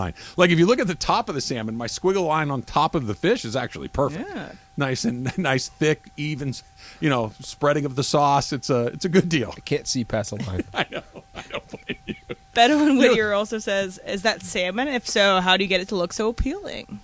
Grapeseed oil, cast iron pan, get the oil just screaming hot. Like as hot, like let it sit in the pan by itself a good 5 minutes on high heat. Like get it hot. The presentation side down first, leave it down for like 2 minutes, 2.5 minutes, flip it over, put the pan in the oven, let it cook for another 5 minutes. Okay. Done. I got a question for you. So yesterday I'm out Sprouts. Going to do a little grocery shopping. Yeah, great place. Stop at the butcher shop right there. Okay. And just ask the guy, basically, I was going to get a New York steak, okay? And I'm looking, and I'm just like, hey, your recommendation, whatever it is, how's this cut? And he starts going into a whole thing. I thought about you for a quick second there. Yeah? I would not be, we're talking down the road. Let's say you're 70, okay? Not a chance, but go ahead. just hear me out. For the sake of the argument. Hear me out. Sure. Hear me out. This guy started getting into the whole, well, it just, depends how you cook it. How do you like it? And he just starts kind of giving me some tips on this, some tips on that. How are you going to do it? How are you cooking indoor? Are you cooking outdoor? He went into a whole thing. And in my head, I was like, just wrap the steak. I'm gonna get home and I'm gonna figure it out. I'm gonna put some heat on it. But turn it from raw to cooked, and then I'm gonna eat it. He had some good suggestions. He's like, listen, for this type of steak, it's this organic grass fed. He's like, so if you're cooking this medium to medium well, you don't want to don't get this steak. You don't want to do that. And then he's talking about if you're don't put salt prior because it's going to Tighten it up a little bit. Yeah, all that stuff. So he's just kind of going to his thing. In Just my call me head, next time. in my head, I'm saying, okay, Trav, I'm not telling you that this is where I'm not telling you want to work at Sprouts in 20 years. Maybe you do, maybe you don't. That's completely up to you. It's a fantastic grocery store. However, he was in the zone. Yeah. This was his world. It's his area of expertise. It was similar. You go to a mechanic and you ask about your car, and they're like, well, let me tell you, come take a seat, grab a cup of coffee. Speaking of, how's your car running after it's $12,000 worth of repairs? Amazing. Better be. Amazing. Yeah, car better drive itself. It better fly and have a chef in the back seat making you a sandwich as you drive from spot to spot. My premium didn't go up, so that's all that matters. There you go. My car still has not got completely fixed yet either. They're waiting on a part on the door, so it's great. We love it. Can you drive it without the part? Oh Can yeah, you just yeah. say, The we're part's good? fine, and they switched. Did a switch or whatever. I don't know. They said car, and I was like, okay, sure. Go poke around. Go see what else is out there. Just a little dad advice along the way. Lancaster and Dave. Dave, you're on with Trav and Slee. What's up, Dave? Hey, thanks for taking my call. Sorry if you guys already went over this topic, but I got some great ideas for the revenge plot. Getting back at Ireland, dumping the water on Flea there. And I got from hardcore to lame, some great ideas. Let's hear 'em. But, the obvious is, and he's expecting it at the Mandy's. Don't do it at the Mandy's. That's too obvious. You got to do it when he's least expecting it. You know what I'm saying? Sure. So, Do I go to his house? Or I'm sorry? I said, do I go to his house? Just wait when he's Well, no. getting out of the Here's driveway? what you do. Okay, here's what you do. Here's hardcore, and then I'll take it down to lame because I know, you're probably gonna, Murder. Get fired. Yeah, exactly. All right, hardcore.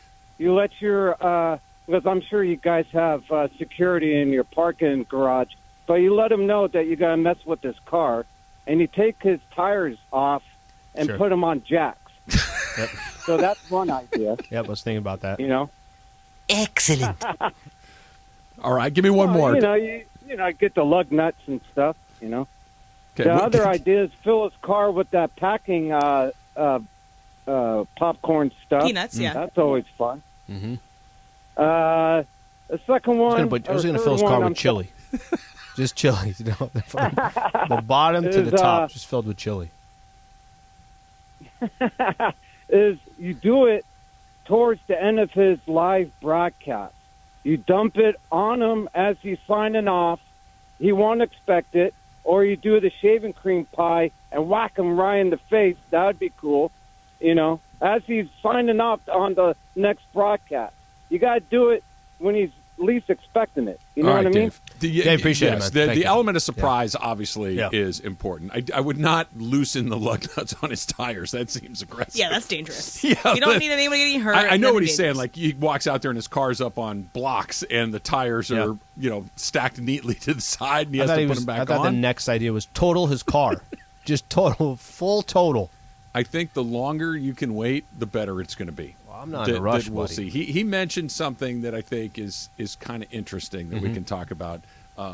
We got YouTube on today, so I may have tipped my hand here a little bit, but there was something in there that I think is pretty interesting along the way. All right, let's go back to LeBron for a second.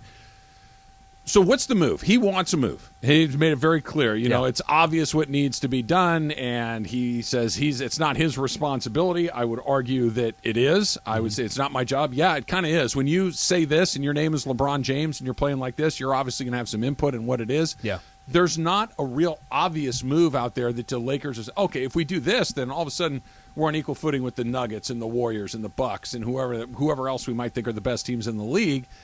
There's a move that probably makes him a little bit better, but at what cost? So what exactly is he looking for? Like it's one thing to say, fix this. Okay, how do I fix it? So this is what I will say is the responsibility of the front office this year, Trav. I genuinely believe this too. Bron is still playing at an unbelievable clip. Sure.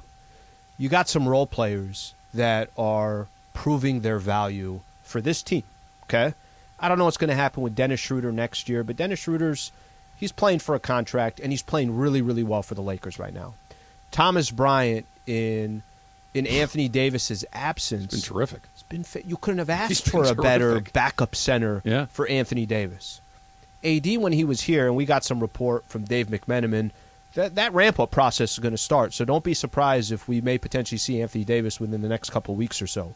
But he's already missed December 16th, they played Denver tonight. Okay. That was his last injury, was against the Nuggets December 16th. So we're Closing getting close to month. 4 weeks, right? Yep. So this, in my opinion, is the responsibility of the front office. If there's a move to be had and you think it makes sense, and it doesn't have to be go hit a home run, just a move that you think makes sense for this team, act on it.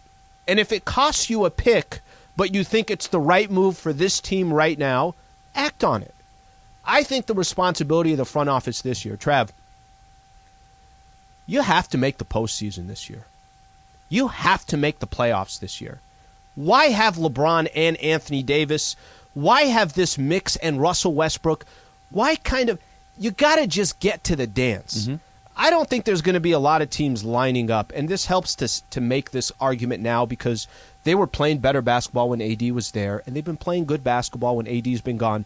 You know, they started the season out 2-10. Yeah. They're 17-11 since. I know. I'm not saying don't pay attention to the 2-10, but I think there's something to say that you got games in. Darvin Ham is kind of his philosophy and everything else. If a team in the NBA playoffs sees LeBron James and Anthony Davis in the postseason, Russ coming off the bench properly, role players that feel like they have a role and they understand what they're doing, I think making the playoffs, you have to do everything you can to make the postseason because it might be your final run. You might lose in the first round. But can you at least give, if there's one thing I'd like to give Bron, can you give him a shot in the postseason? You're not wrong, Al. I hear what you're saying, but I want to paint a picture where what you just described happens. They move the A pick or the picks to do what you're suggesting. Just get in, and then you're out. You lose in 6 games in the first round. And now you got a first-round exit at a very high price.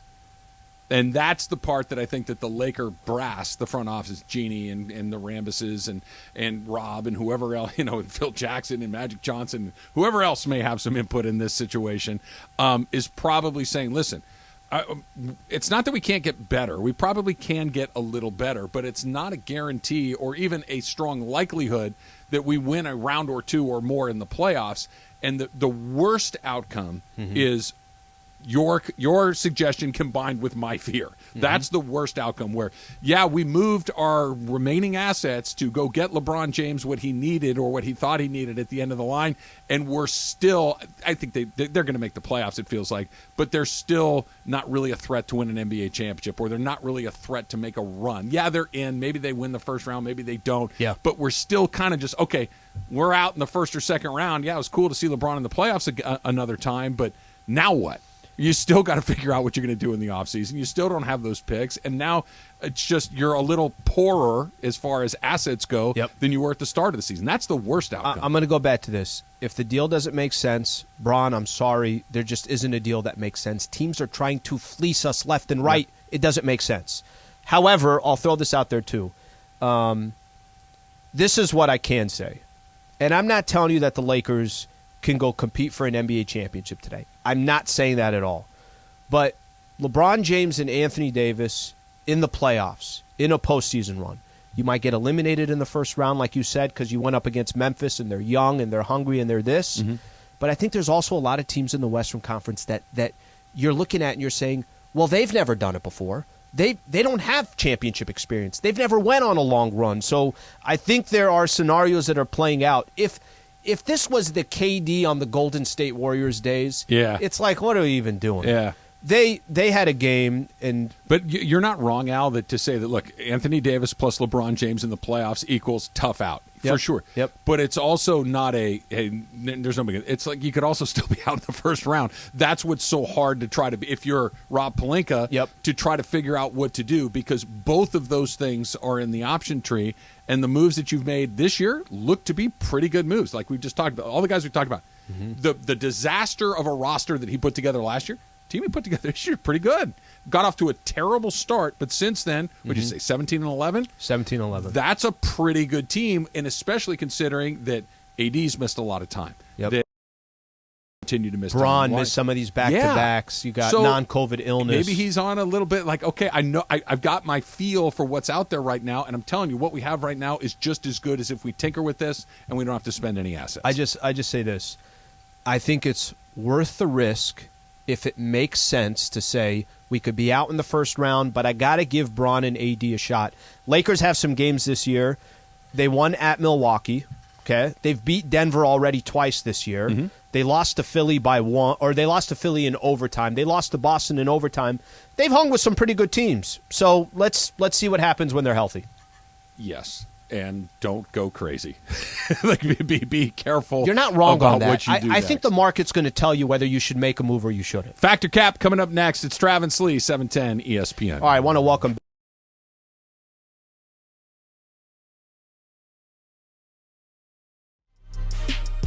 Hey, Laker fans, John Ireland here. Have you downloaded the new ESPNLA app? You got to get this thing. It's great. You can get Travis and Sliwa, Mason and Ireland, Sedano and Cap, and all of our Lakers talk with Slee right in the palm of your hand. You're just one tap away from everything Lakers. You could even win Lakers tickets. React to the Lakers on ESPNLA app. Download the new ESPNLA app in the App Store or on Google Play.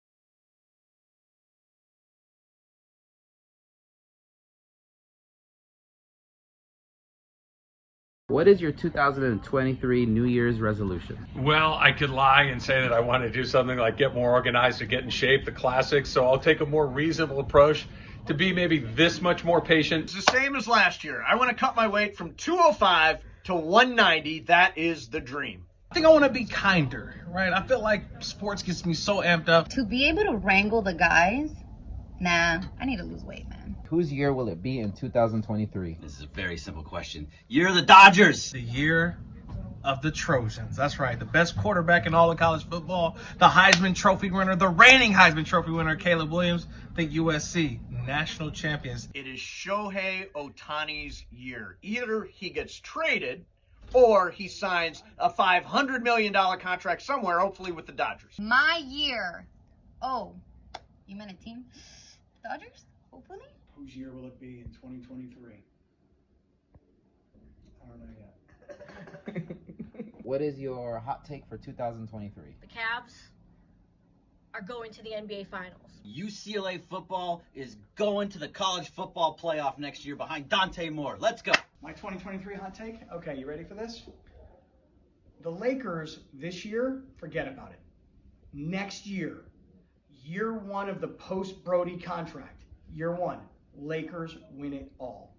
That's hot. Yo, what's going on, everybody? It's Cap. I'm up here in Mammoth. It's cold. It's loud. But you know what's interesting is when you come up to a place like this, everybody's got a Subaru because active lifestyle. Everybody wants to be part of coming up to the mountains and having a great time. And that's what you see with Subaru drivers. And right now, between right this second and January 3rd, share the love, man. I'm telling you, you buy or lease a new Subaru between now and January 3rd, $250 gets donated in your name to organizations that need it the most this time of the year. So I don't have a lot of time, man. I got to get up on these slopes. Got to get out in this Subaru. Let's go.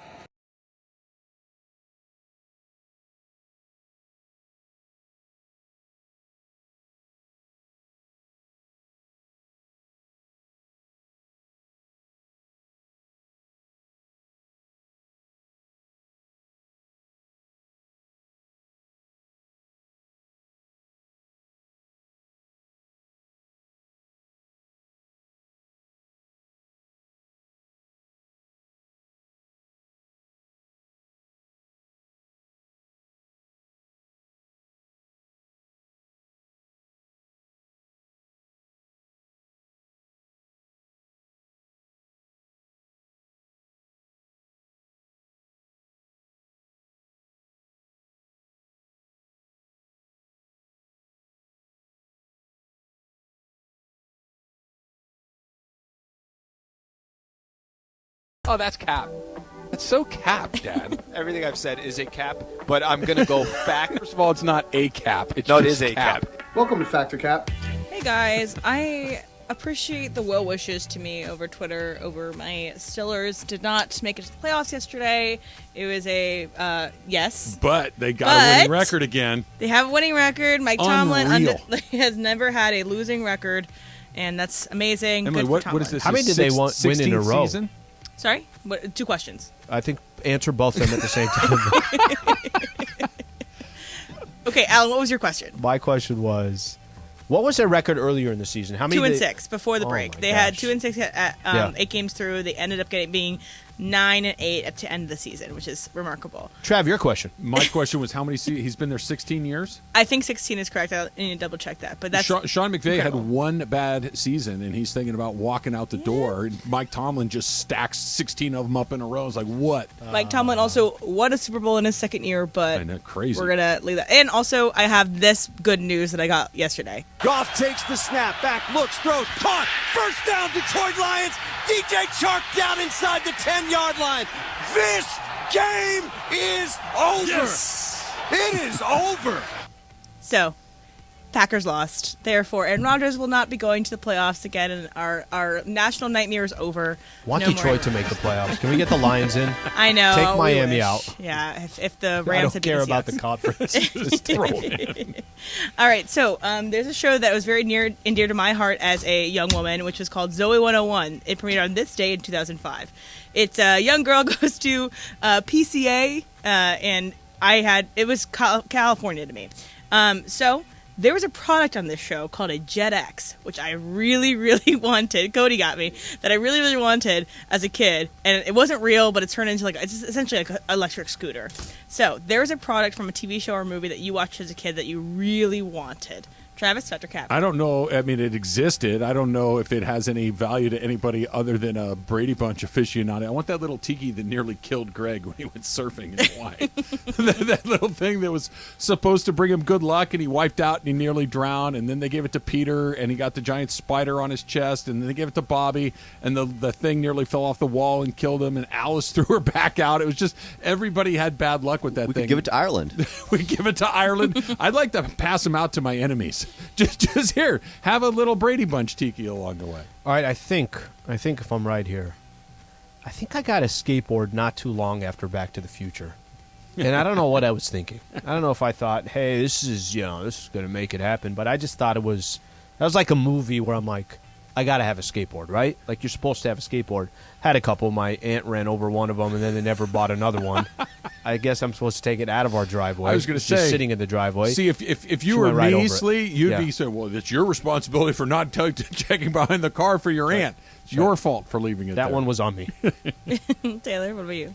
Remember the show Arthur? Yes. Okay, so Arthur wore some moon boots in one episode, Ooh, and they made him yes. jump really high. He could just jump out of out of the building. So I wanted those. 42-inch vertical. I think Nickelodeon also had the ad for Moon Shoes, which is like slightly offshoot of what Harold had too. So, but if anybody has any of these products that you wish you had, definitely tweet at us, tweet at the show, call into the show if there's anything that stuck out to you as a kid. I thought that we were going from Mike Tomlin. How we got from Mike Tomlin to fictional TV, I'm like, there was no break in there. I kept waiting for a Mike Tomlin connection that never came. Just very quickly, since we're beyond that, can the Lions people calm down? I'm getting it's like, guys, he's out of the playoffs too. They didn't get in. Everybody calm down. It was a nice season. He played great. That little trick play was awesome.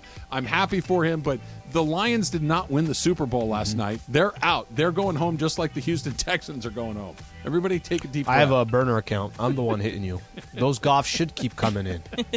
Right, so get him in the playoffs. did you guys see the snow globe huddle from the Chiefs during the Chiefs-Raiders game? Did everyone get a chance to see it? Yes. Amazing. It was great. For those who didn't, it's essentially they did like Ring Around the Rosie for about 10 seconds, and they broke huddle and then had a play that ended up in a touchdown, but it didn't get called back, right? I think there's a flag or something. Yeah, anyway. penalty.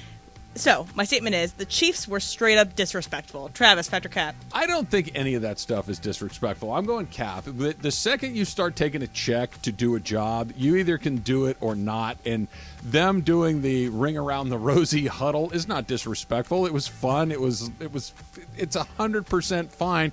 If you don't like it, stop it. That is the easiest answer in professional sports. I thought they should do it more often because it was kind of weird how they're going around and around, and then the huddle breaks, everybody just kind of scatters. It was perfect. It was Perfect. really well executed. I kind of liked it. The Cowboys a million years ago, like the 70s and 80s, did this weird thing on the offensive line where they'd go down, they'd all stand up again, and then go down for the second time. I always thought that those things that kind of differentiate are pretty cool. I had no problem with it at all. So it is fact. It is disrespectful. It is. And when Zion's doing a windmill 360, that's disrespectful at the end of the game. When Steph's taking the three and churning around before it actually goes in, that's disrespectful. And I'm completely okay with it. Why is it disrespectful that they're displaying their talent? Why is that disrespectful to anybody? They're toying with the opposition, right? So why don't you guys go do something about it? Yeah.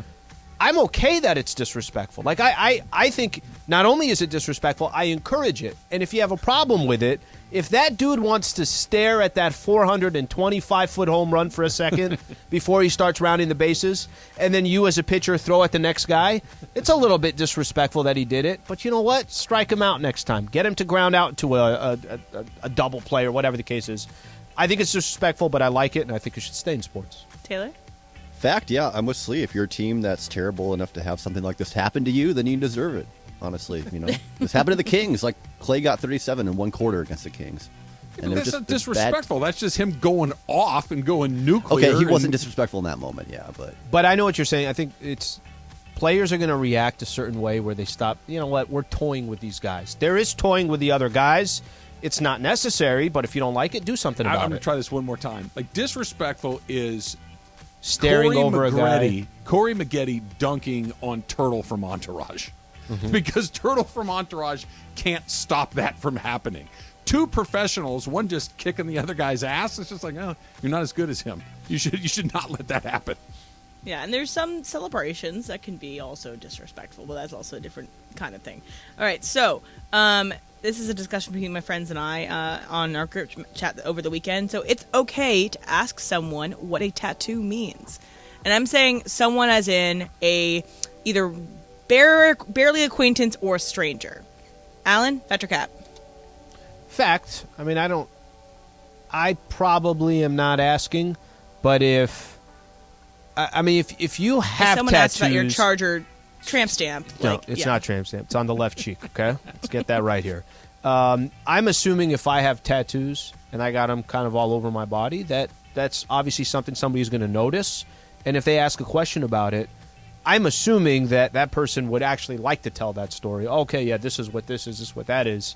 I don't think it's disrespectful. I don't think it's a surprise or a shock or anything like that. I think you got to it varies from tattoo person to tattoo person, right? If you're in line at Starbucks and there's a guy in front of you that's got a full sleeve and, hey, what? If you don't mind me asking, what's that one? Oh, it's fine. If it's another guy that's got him all over his face and everything else, and it's like, I'm just going to let that one go. I don't really need to ask, hey, why'd you get that giant tarantula on your face? I'm just going to let that one go on its way. I think you got to read the person and kind of make your decision in the moment. But what if he's like, I'm so glad you asked. Nobody ever asked. They're all intimidated. Well, yeah. You kind of want to ask. You should. Let's just hang out at Starbucks until the guy with the tarantula on his face comes in and you can ask him. Taylor, what about you? Fact, yeah, it's okay, but I don't know. I think it's kind of annoying. I think a better thing to do would just be say, hey, I like your ink, or that's a cool tattoo, instead of just asking the whole background, because you never know. You might get like this person died, or you don't know what you're asking for. You know what's right, and then after that, you're like, could I get a pike and a spinach feta wrap? I've asked before, and I've never gotten a bad response. Yeah. Right, but again, I'm not asking tarantula face either. I'm picking different people. All right, so I'm going to wrap here because we have two pieces of news, both from the Rams and the Lakers, that we can talk about on the other side. And I also have a game for you guys for the college football playoff, so we'll do that on the other side. Little college football playoff game. I'm going back and forth. I think this is going to be a blowout, and then I'm like, no, I don't get the things that I want very often, so TCU is going to ruin it for me, and they're going to win. And I'm going to have to see people go, hey, Trav, you see the TCU game? Yeah, I saw it. Yeah, congratulations to you. I pray I could say that to you tomorrow. Yeah, but I know you don't really care. I know they do, which makes it far worse. I don't care. You do not have the Halusa frog on your timeline or whatever. Hypnotoad. Hypnotoad. I like Halusa frog better. Hypnotoad's not bad, though. All right, we'll do that. It's coming up next. It's Travis.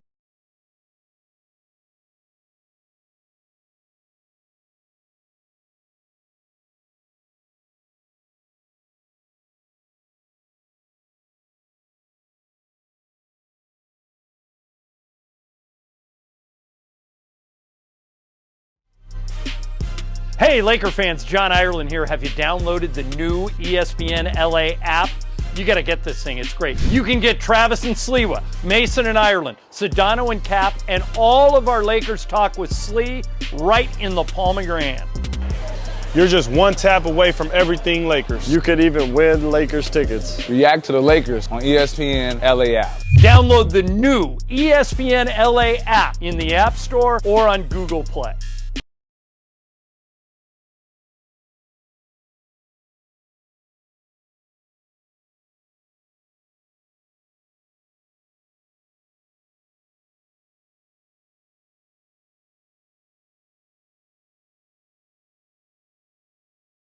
What is your 2023 New Year's resolution? Well, I could lie and say that I want to do something like get more organized or get in shape, the classics. So I'll take a more reasonable approach to be maybe this much more patient. It's the same as last year. I want to cut my weight from 205 to 190. That is the dream. I think I want to be kinder, right? I feel like sports gets me so amped up. To be able to wrangle the guys, nah, I need to lose weight, man. Whose year will it be in 2023? This is a very simple question. Year of the Dodgers. The year of the Trojans. That's right. The best quarterback in all of college football. The Heisman Trophy winner, the reigning Heisman Trophy winner, Caleb Williams. Think USC, national champions. It is Shohei Ohtani's year. Either he gets traded or he signs a $500 million contract somewhere, hopefully with the Dodgers. My year.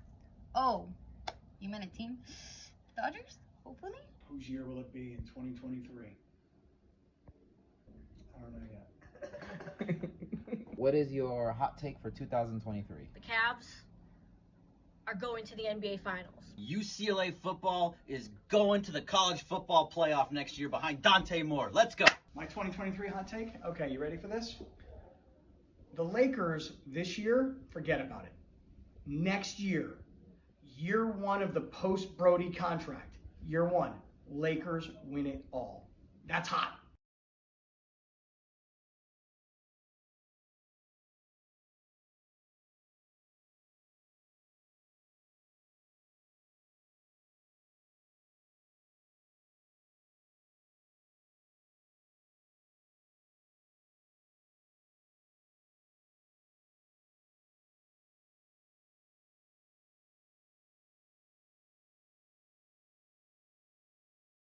Your Monday. Don't forget, take us with you wherever you go in 2023. Just download the all-new ESPNLA app. Search ESPNLA in your App Store or Google Play. Download, tap, burn! You got Travis and Sliwa and 710 ESPN in the palm of your hand. Right now, more of Travis Slee, your Monday. You know, hear Chris right there? You know what remind me of, Al? We got lit tomorrow. That's Our right. first lit of 2023. Chris is making his triumphant return to the studio. Live Imaging Tuesdays. Yeah. So get a little Morales in our life tomorrow. You know, he'll have his suit on. He'll be ready to go. You think he'll suit it up? Yeah, he'll suit it up. I think so. First one of 2023. Yeah. Color. That's a good point. I'm going to say the navy Purple. with the pinstripes. Chris has Purple. nice suits. Chris spends a little money But he's on almost those suits. Jimmy McGilly in the way in which he tend to throw a little bit of color in there in ways that we don't little expect. pocket squares, little No shirt. ties. No, he doesn't do it well. People like Chris, and I put myself in this. Ties are not our friends. He's got to breathe. He feels like you're gotta getting breathe. strangled to death when you have a tie on along the way. What game do you have for us, Emily? All right, so we have a game in which so Stetson Bennett is the quarterback of the Georgia Bulldogs, who are playing tonight for the national championship in college football. So it's kind of been out there that he's I don't know if he's the oldest or maybe close to the oldest quarterback to ever play in the college football national championship. He's 43. He is 25 years old. He was born on October 29th, 1997. All right? So my game is that you have to guess what starting quarterback in the NFL, if they are older or younger than Stetson Bennett, okay? Okay. All right, so we're going to start off, kind of easy maybe. So we're going to go with... This makes me think that the game's not going to be that good. Well, he's an adult playing college football. Yes. He's Like not adult, like breakdown. legally. He's thought about his 401k. Our TCU Georgia breakdown is he older or younger? All right, so Mitch Trubisky, older or younger than Stetson Bennett? I'm going to say he's younger. I'll go older. Ding, ding. He is older than Stetson Bennett. So Mitch Trubisky's older than Stetson Bennett. Let's go with Tua Tagovailoa. Is he older or younger than Stetson Bennett? Younger. Yeah, he's younger. Yes, you guys are both right. All right, here's the next one.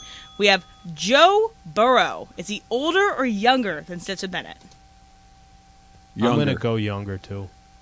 Joe Burrow is older. He was born on December 10th, 1996. You got that one wrong, I just bro. think Bennett's older than all of them. You could say Tom Brady, and I'm going to guess older. All right, the next one is Lamar Jackson. Is Stetson Bennett older or younger than Lamar Jackson? Bennett is younger than Lamar Jackson. I think he's older than Lamar Jackson. Stetson Bennett is actually younger than Lamar Jackson. They are born in the same year, though. So they are both born in 1997. All right, I'm going to do two more. So we've got Justin Herbert. Is Justin Herbert older or younger than Stetson Bennett? Younger again. I'm taking the under on all of these. Herbert older or younger? Yeah, I'll go younger, too. He is younger. Yeah. Okay, last one. This is not technically a starting cornerback this year. Drew Lock. Is Drew Lock older or younger than Stetson Bennett? They're tied. They're born on the same day.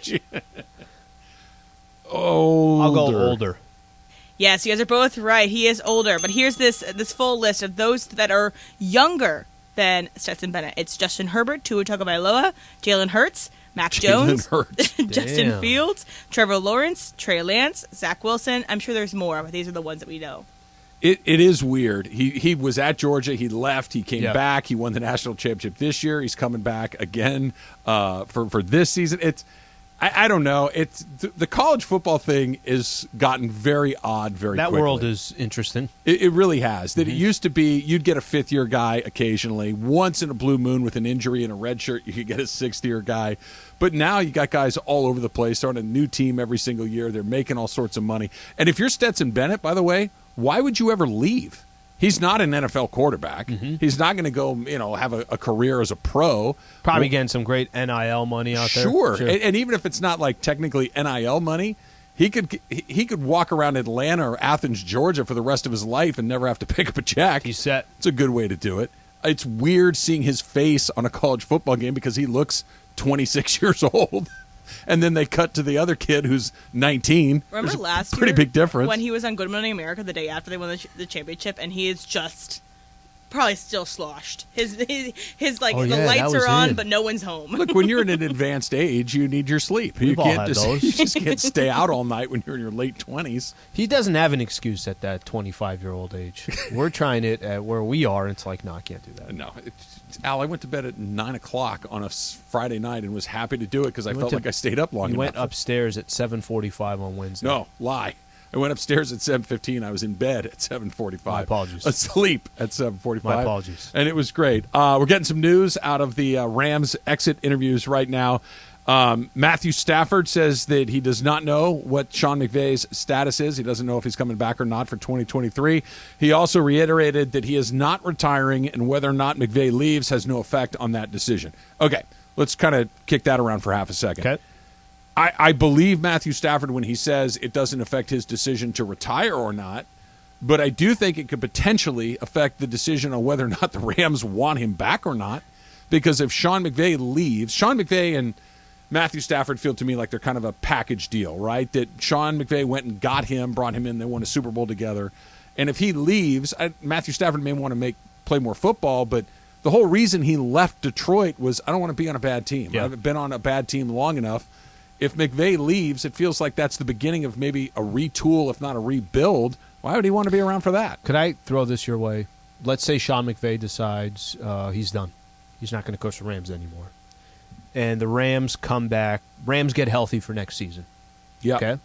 Maybe there's maybe the schedule also isn't as challenging. Oh, we already know who they're going to play. It's much better. But here's the problem with the NFL is we could initially look at the schedule, look at it one way, and then you get some teams that kind of throw you off. But just by first glance. Playing the Bears and the Saints is much better than playing the Bills and the Cowboys. But here's the kind of the crazy thing. You looked at the Jaguars. You're right. It just happens every year. Right. But with that said, how competitive do you think the Rams are going to be next season? As is, they get healthy, right? Do what they can with what they have, but they're healthier. How competitive do you think the Rams would be next season? Very. I don't know if they're a Super Bowl caliber team, but if they look, injuries happen, right? But if Cooper Kupp, Matthew Stafford, and Aaron Donald remain healthy, and the offensive line is mostly healthy, worst case scenario, it's an 8-win team, right? And so now you just need a couple of breaks to go to get you to 10, right? I don't think that they're a 12, a 13-win team, but I don't think that what we just saw, we just saw a series of injuries to key positions that resulted in what we got, 5 wins, 5-12. If you're just a little bit better than that, you're at 7 or 8. And if you get significantly healthier, you're at 9 or 10. I think they're a playoff team next season. If they don't change a thing, they just stay healthier. But if McVay leaves, I don't think that they just stay the same. I think they really start to retool it. So this is the question I think you ask if you're the front office. When is it time to say, guys, this run is over? And that's a question for every front office that's out there. But if you say, hey, if they're healthy, it's a big difference. I wasn't expecting you to say that. I was expecting, look, you bring your guys back, they're healthy. It's these franchise players that you have, but you still are lacking in depth. And there's still situations all true. Where all that stuff that comes in. If you still think they can make a playoff run, then maybe you're not selling as quick as you think when you're reading that Matt Stafford quote of, are you he's coming back either way. I think he's going to play either way. He's going to play either way. Yeah. I think it has more to do with if you think you're going to be competitive or not. If you think you could still make the playoffs next season, if Sean McVay's not there, then I would tell you then it's not the time to start selling. Well, I think that if Sean McVay makes the decision, that seems more likely than not. Again, at this point, it feels like, I don't know, 55-45 kind of towards him leaving. Who knows? We'll see what comes out. But if that's the decision, I think it impacts all of your other decisions. Maybe at that point you go to Aaron Donald and say, listen, I know you're kind of thinking about leaving anyway. Where are you? Yeah. Hey, what can we get for Jalen Ramsey? Hey, what could we get for Matthew Stafford? What could we get if we start to look around Bobby Wagner, for instance, who was terrific for the Rams? Yeah. But you start to think about these things in much different terms, whereas if McVay is here, then you kind of run it back all over again and hope to get a little healthier and a little deeper and a little bit more of the luck that you had 2 seasons ago. But if once the guy that's the most important person in the building has decided, I don't want to do this anymore, then everything else gets questioned. But I want to go back to that same question. If you think they can make the playoffs next year without Sean McVay, if you think, look, if they're healthy and they can make the playoffs, isn't it fair to say in the NFL, why would you start your rebuilding process if you can get back to the playoffs? Because going to the playoffs is not necessarily the only goal that they might have. That maybe we missed the playoffs in one more year, and now we can go 3-4 years in a row. We can we can reopen that window. That the window's open this much. Let's close it for another season and try to kick that thing wide open, as opposed to kind of where the Lakers are right now, which is, okay, do we just go all in on this again? Do we sell the last couple of assets that we have, or do we hold on to them? That's the tricky spot. That if he leaves, and there's no question in my mind, Al, he's the most important person in that building. I don't question that. Before him was one thing, and I think if he leaves, you're going to see something not quite the same, even if the messaging is the same. I think if he leaves, it changes all the other decisions that you make. I really, truly do, which is why that decision needs to be made sooner than later. We'll talk more about that. Plus, LeBron, he wants new players. He wants the Lakers to make a deal. That's what he said to Sam Amick in so many words. We'll talk about that coming up next. But listen all week, because we are giving away tickets to the 2023 Genesis. Yo, what's going on, everybody? It's Cap. I'm up here in Mammoth. It's cold. It's loud. But you know what's interesting is when you come up to a place like this, everybody's got a Subaru because active lifestyle. Everybody wants to be part of coming up to the mountains and having a great time. And that's what you see with Subaru drivers. And right now, between right this second and January 3rd, share the love, man. I'm telling you, you buy or lease a new Subaru between now and January 3rd, $250 gets donated in your name to organizations that need it the most this time of the year. So I don't have a lot of time, man. I got to get up on these slopes. Got to get out in this Subaru. Let's go.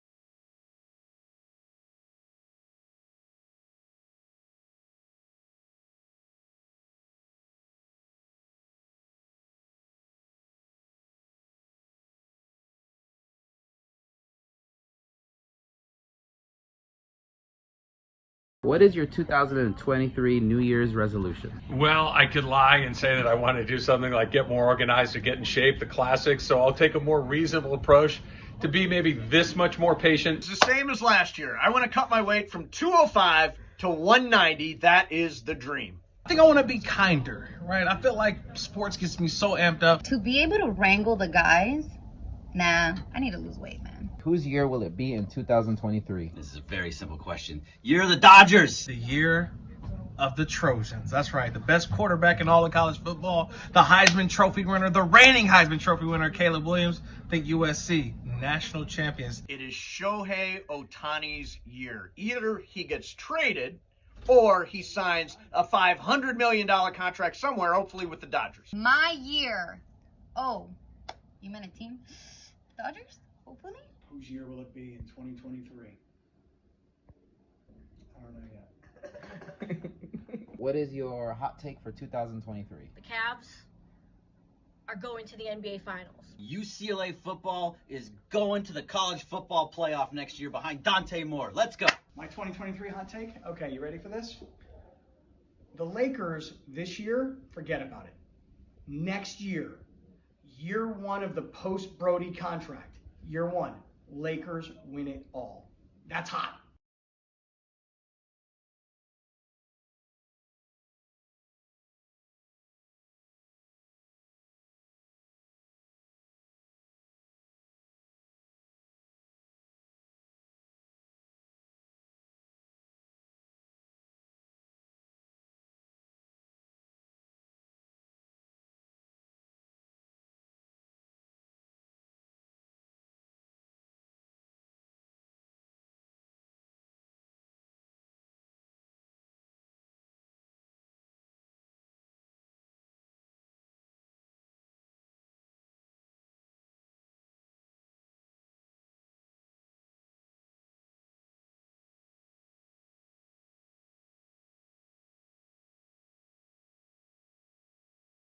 Temperatures stay dry out there and stay warm. Meanwhile, we've been calling him shorts, sleeve. If I got to pick between high shorts and long shorts, 100% high shorts. But today, he's smelling that playoff Sliwa title coming back. Playoffs Sliwa. As the Lakers have won 5 straight, and producer Taylor is supposed to be wearing a Lakers jersey because the Lakers beat Taylor's Kings. We're going to get the latest. Meanwhile, the Rams season is a final. It is a final! What is next for Coach Sean McVay? We will discuss. ... Speaking of coaches, another surprise this morning. Who got the axe? We'll tell you. And producer Emily has a peacock update. It's what they do. Oh, Slee hates the peacock sound. You may hear it quite a bit today. Let's get to the fun and frivolity, yo. Monday with Travis and Sliwa right now. Yeah, we got to get to the peacock Haven't story heard it. here in just a little bit. Emily will fill us in just a little bit. Black Monday, which is usually today when all the NFL coaches, only one new name to the list. We saw that Lovie Smith got it yesterday. We knew that Nat Hackett got it after the Rams. Baker Mayfield and the Rams put 51 on. It's a really good way to get yourself fired. Have a 4-win team score 51 points against you. And then you've got Jeff Saturday in Indianapolis, who will probably not hold on to that job either.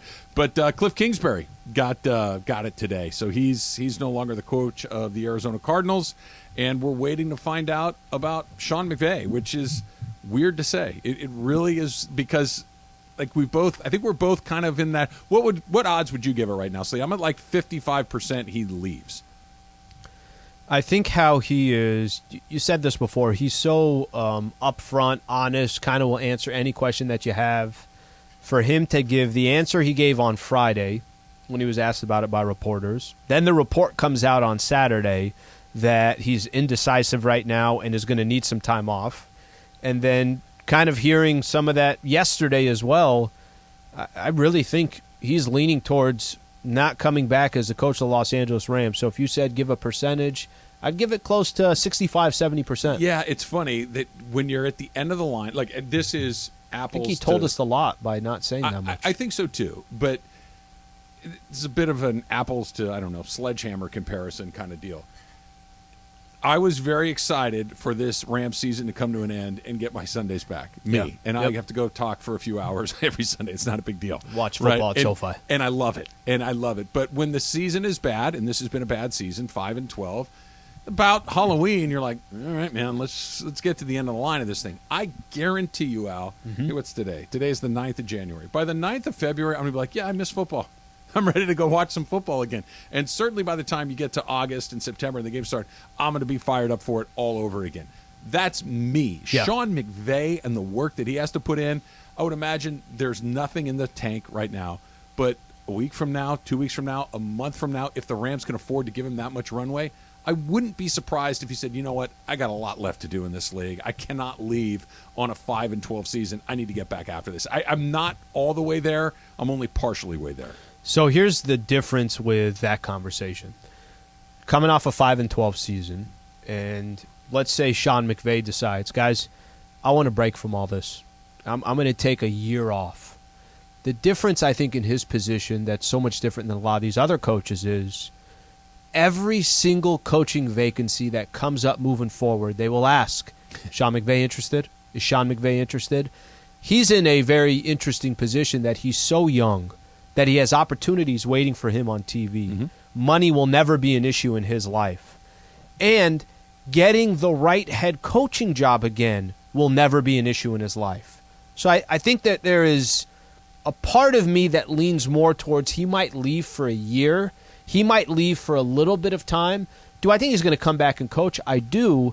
But I think his situation, what's unique about it with the Rams, he can say, guys, I want a breath. I just want to get away from it.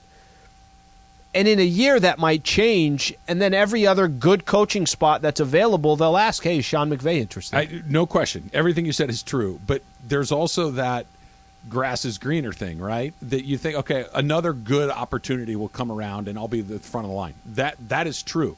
But you never quite know what it's going to be, right? This is what he knows. It is Los Angeles. Yeah. It is incredibly high profile. Now, maybe the Rams don't have a fan base like the Dallas Cowboys or Pittsburgh Steelers. I understand that, but it's still Los Angeles. You play in SoFi Stadium.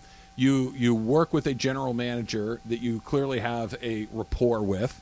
You have an owner in Stan Kroenke wants to win. Wants to win. What do you need? Okay, here you go. You can have it. Now go win. That doesn't line up like that all that often. And not that, maybe it's just absolute burnout and I can't get out of bed and look at another football tape. I can't do it. Then there's no decision to be made. Then he leaves. But if you just assume, I'll have another great opportunity. So maybe, but not necessarily. It's hard to get all those pieces lined up exactly the way that you need to have them lined up. Sometimes it has nothing to do with, I don't think the Rams have done anything wrong. No, I agree. I don't think that this is hey, I'm going to leave now because in a year there will be a better coaching job. I don't think it has anything to do with that, Trav. I don't think sometimes there's just nothing that your employer can do to make that employee say, hey, I want to be here. And that might just be the position that he's in. And it has nothing to do with the Rams. He's not angry at the GM. No. He's not mad at ownership. It might just be, for me right now in my life, I want to take a break. I want to come back to McVay here in just 1 second, but more great news on the Damar Hamlin front. Damar Hamlin has been discharged from the hospital and is returning home to Buffalo, per the physicians at the University of Cincinnati Health. Damar Hamlin's going home today. Incredible. Wow. It's extraordinary. It's a week. It's not even a full week. It's a week tonight. And that, look, awesome. I still, amazing. Even knowing he's headed home out, I still don't even like saying this. I really did think we were going to get the worst possible outcome. The lack of information coming out on Monday night, the lack of information on Tuesday morning, Tuesday afternoon was, okay, this is not good. This may be the worst thing possible. He's going home today. Amazing. Incredible. It's incredible. I don't know what else to add to that. Every day since Thursday, we've been getting since Wednesday, we've been getting a little bit more. And the increments of good news that it's jumped on day to day has just been incredible. He's tweeting yesterday. If he's going home to Buffalo today, Buffalo plays Saturday, I want to say, right? Buffalo's one of the Saturday games. I think you might be right. That he's going to be there, right? So they play Sunday. He's going to be there Sunday for sure, right? I mean, why not? He'll be in a booth. He'll be on the sidelines. He'll be in a box. Amazing. Somewhere, DeMar Hamlin. It's just great news. All right, back to McVay very quickly. Rams fans, what now? Let's assume that he steps away from the team. Do you just kind of say, hey, Raheem Morris, prior head coach in the league, Raheem Morris got a lot of credit for helping Sean McVay last year and kind of navigating through the playoffs and everything else. Yep. He's a guy that's a candidate for other vacancies around the league. He's got experience. He's well-liked in the building. Do you just kind of try to maintain some of that continuity, or do you go, hey, look, Sean Payton's out there. Sean Payton's a Super Bowl winning head coach who's available, who likes Los Angeles, or do you go off the board? Do you just kind of open it up the way they did last time when they fired Jeff Fisher and went and found Sean McVay? Go get Staley. All right. Oh, by the way, I'm sure Mike Williams is a huge Brandon Staley fan today. That was a great idea. Game that means nothing. Run him out there. He's hurt. Yeah, it's fine. Got to field the team. Here was his line. This isn't the preseason where you have 90 guys to choose from. You only have 48 players to choose from. So you have to go out there. You have to field a football team. I understand, but Mike Williams doesn't have to be one of the 11 that you put out there. You don't have to do that. You could make a different decision than that, right? So it's kind of funny. Yesterday they're playing Denver, right? I didn't watch any of the game. Didn't pay any attention, none of that stuff. Later in the day, I'm kind of catching up on some of the football stuff. And all I see is this. It was on ESPN.com, but then you just see on Twitter, too. What is Staley doing? Why is he playing these guys? But then you got the guys trying to protect their coach saying, no, he needs us to get out there. We're going to go out there. When this is a perfect example of having the right leader that puts their players in a position or their employees in a position to succeed, right? I don't know how most Charger fans felt about it. I have a little chain of a couple buddies that are still Charger fans. Uh-huh. They were just saying over and over again, does somebody want to explain to me when you're already locked into a playoff spot? Yeah, once Cincinnati had lost, the Chargers were the 5. Cincinnati won. I'm sorry, right? Baltimore lost. Yes, my bad. Yes, and that was a 10 a.m. game. Right. It's done. Yeah. It's over. Herbert's in there still. I think he played 3 quarters. Yeah, sure, why not? Mike Williams, Bosa was in the game. I'm sure Chase Daniel gives them just the same chance to go to the Super Bowl as Justin Herbert. Sure. Genius. It's Genius a lot. decisions. And he got hurt. They say it's back spasms. They say he's going to be fine and he'll be able to continue to play, but we'll see. But that has followed. The only reason I think there's a bigger reason why that was a big story yesterday is because you've already questioned Staley on a ton of different things. So when something else like this comes up, you're like, okay, this kind of follows the theme of it. We were talking about Sean McVay, obviously for a lot here.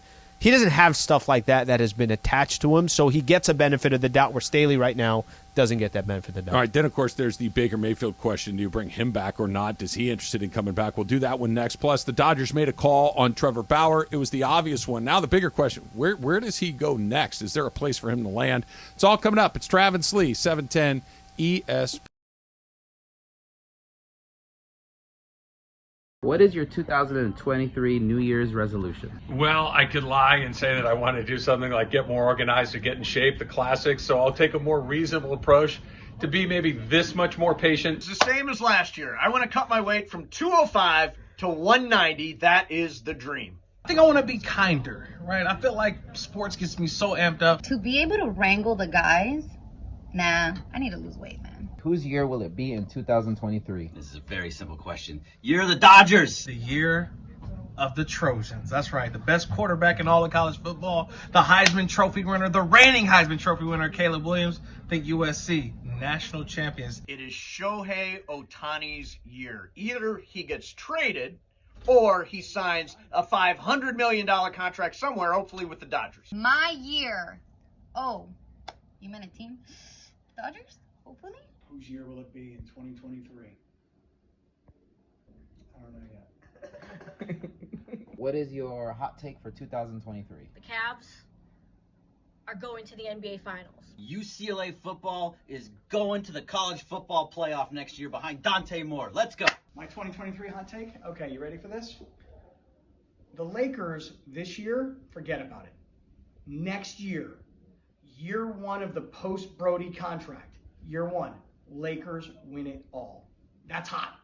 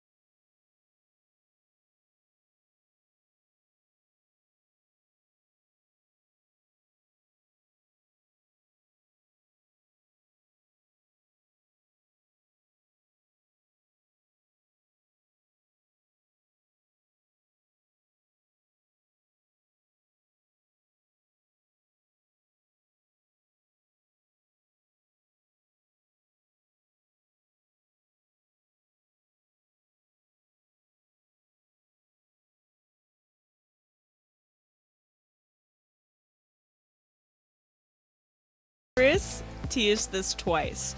And this is something I sent him and Travis this morning, a story in the LA Times. So this morning, I have an app on my phone for the LA Times, and it'll give you sometimes a banner, and it's usually the title of whatever article they think might interest you. So this banner title was, "They're loud, they're proud. These peacocks are getting the boot." And I was like, I have to send this to Chris and Travis.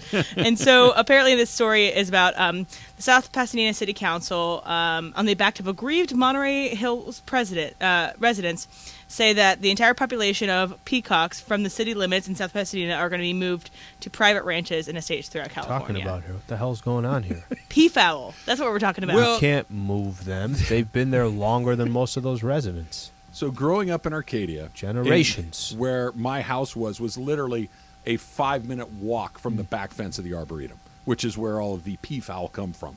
Right? They put them in there, but they can fly and they can breed. Therefore, more peafowl. Yes. Right? And turns out they poop quite a bit, too, which is a bit of a nuisance. And they make that noise. Yeah, that noise is constantly. It's a little loud. It's a little loud. Yes. 5 a.m., 6 o'clock at night. Doesn't matter. Zoom in on They're Travis's screaming. face. Hold on. I'm going to do one right into the when camera. that right happens. Here. Cody, on zoom. I don't know YouTube. if you have Zoom capabilities on that. Carlo is there, too. Here it comes, Slee. You ready? Yep. There you go. You can see my uvula bouncing around in my mouth. Did a peafowl come in the room? I don't know. Look, I just like the name peafowl. I think the males are the only ones that make that call. I don't think that Okay. the peahens, as they are called, they respond to it. That's how you get more. So disrespectful to that community that they're getting moved. Yeah, but if you're in South Pasadena, your nightmare's over. They're loud as hell, and I've gone out for some hikes over in that area, and you're just waiting in the road because 3 of them are crossing, and you're like, just take your time. So whenever just you're ready. If people that know, but the peacock is on the city crest of Arcadia, where I grew up. It's like their signature thing. And the male the one with the big bright blue head and the giant feathers, like the one that's the icon on the emoji on Apple. Yeah, there's like 2 of those and 10,000 of the gray ones. Okay, those don't come around. False very often. marketing. It is, and they're only in bloom for a little bit when they're trying to attract some mates. So I'm team round up the peafowl. As much as I like making the noise, because I know you move them out to Orange County. Go to some California residents in and your large neighborhood. estates. They're pretty big and they're pretty noisy and they are very, very messy. Let's go to Long Beach and Mike, you're on with Trav and Slee. What's up, Mike? Hey, how's it going, guys? I just got a fun fact on how the Peacocks ended up. There's a ton in Pasadena, but how they ended up in Palos Verdes as well, and it's thanks to the Cubs. The Chicago Cubs? The Chicago Cubs. The Wrigley family gifted peacocks to the Vanderbilt family, and back in the heyday, when everyone had a vacation home out here, and that's how they ended up going from Pasadena to Palos Verdes. Have you sued the Wrigley family? Is there a lawsuit that's coming up? Absolutely. Well, it's the last time I eat a piece of juicy fruit or double mint. I'm out on the Wrigley's. Gone. Lost them just like that. By the way, is there anything more baller than giving the gift of animals to another person? That's very regal. It is. It's very rich guy. The Vanderbilts, the Wrigleys, the DuPonts, the Rockefellers. It's giving 12 Days of Christmas when they're like, oh, here's 18 different bird species that you can I was have. going to get you a horse. But see, a horse. That's not a good gift, Slee. Take it What at you'd the have to house. do is you'd have to give me 2 horses. You'd have to give me a male horse and a female horse. That's right. You'd have to. So and then I can Damn, have that is baller. horses. Right? You don't give me a peacock because then it's going to die. And what's the point of that? But if you give me a peacock and a peahen and they make more peafowl, now I got it's there for peacocks. generations. Now you got some idiot on the radio screaming 50 years, 60, 100 years later, making the Just sound. got to zoom in on your face when you did that. It's not a great face. Under any circumstances, it's really not great with that. Trevor Bauer, gone from the Dodgers. They released him or they designate him for assignment. They can try to trade him still, but it's very, very unlikely. And a bit of a mixed bag on what people think is going to happen next. That there is, Alden Gonzalez wrote about this, and he says that it's more people than not, agents, general managers, executives that have been asked anonymously what they think, that, look, because he's so strident in his insistence that he did nothing wrong, it's going to be very hard for somebody to bring him in because he won't do the I've learned my lesson tour. That's not in his nature. And I keep coming back to this, Al. Deshaun Watson's the quarterback of the Cleveland Browns. We've seen a lot of guys that have done a lot of things that you think, okay, well, that's the end of that guy, and they come back. Now, Deshaun Watson apologized, and I guess it's best he could, and it wasn't very satisfying, but he said something. Somebody's going to say, listen, that guy's a really good pitcher. I know that he's got baggage, but bring him in. I'd be shocked if Trevor Bauer is not pitching on a team at some point in the 2023 season. So I've heard some different things when all this was kind of going down. It's interesting with the Dodgers. They waited till the absolute last second on Trevor Bauer. Even Trevor Bauer in his statement said something along the lines, the Dodgers organization told me that they want me back, and then they decided that's not going to happen. I don't know how much to trust what Trevor Bauer is saying. It comes down to, there's a couple things that it comes down to. Is there a team out there that will decide we're willing to take whatever backlash comes with it, and you know what, it's going to be really hard in the beginning, and then it's going to be really hard for the first 2 weeks, and then spring training is going to start, and it will be hard then, and then the regular season will start, and it might be hard then. But by the time you get to May, people talking about it, and I'm not here to... He served a 194-game suspension. Yeah. If this dude was not that good and he wasn't a Cy Young Award winner back in 2020, okay, then maybe the conversation's a lot different. I actually am leaning more towards I don't think somebody's going to pick him up. Really? I do. I lean more towards that. And I could fall flat on my face just hearing what some of the other reporters have said, that there was already... As far as teams out there, there's this kind of like, no, we have no interest. We want to. Let me give you an example. This is probably not the best one, but it's one example. The San Diego Padres need a starting pitcher. Mm-hmm. By the way, so do the Dodgers. They're not the only one. There's plenty of teams. Everybody does. Everybody can use a starting pitcher. This happened with somebody who's from San Diego. Mm-hmm. Okay, this.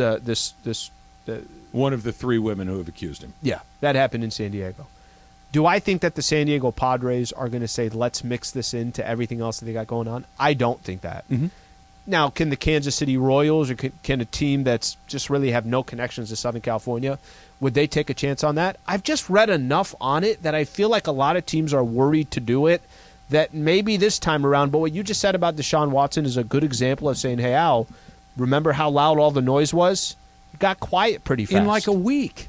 A week. And then he came back and he played, and we just talked about him as a football player. And there are people that are always going to have a bad taste in their mouth about somebody like Deshaun Watson or Trevor Bauer.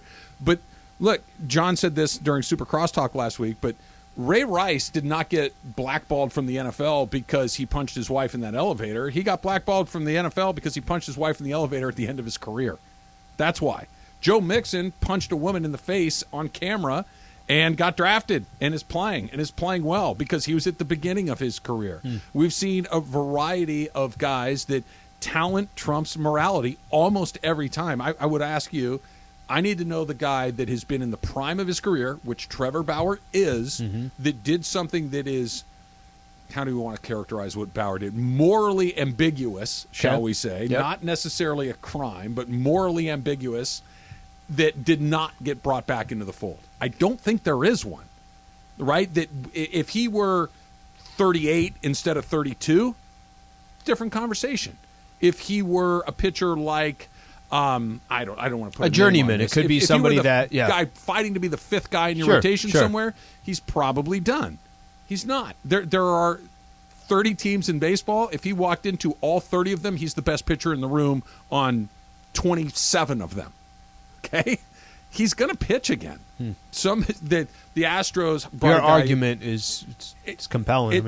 I get it. It's going off of. I don't want him to pitch on my examples. team. I am a Dodger fan, and the Dodgers said not here. I think you're right. In specifically San Diego, there are extenuating circumstances that not here. But What's to prevent the Yankees from doing it, or the Houston Astros from doing it, or the Rangers who are making a run at legitimacy, or a team like the Atlanta Braves is like, look, we're really good, but boy, we got to deal with the Mets, we got to deal with all of these others. You're going to have to reload and get some more talent, and you get him for virtually nothing. $700,000. The Dodgers are paying the freight for this. Yeah. Somebody's going to do the look. We know that this isn't perfect, but we think he can help this team, and we're gonna move forward. Somebody's going to do it. Your argument's more compelling. Your argument has more. It has more examples of these players you thought would never play again, and they played, and where as far as their productivity at this stage of their career. All right, LeBron James is questionable for tonight's game against Denver, but he's not questionable about what he wants done with his Laker team, at least not from what he told Sam Amick. That's coming up next. It's Travis Lee, 710 ESPN.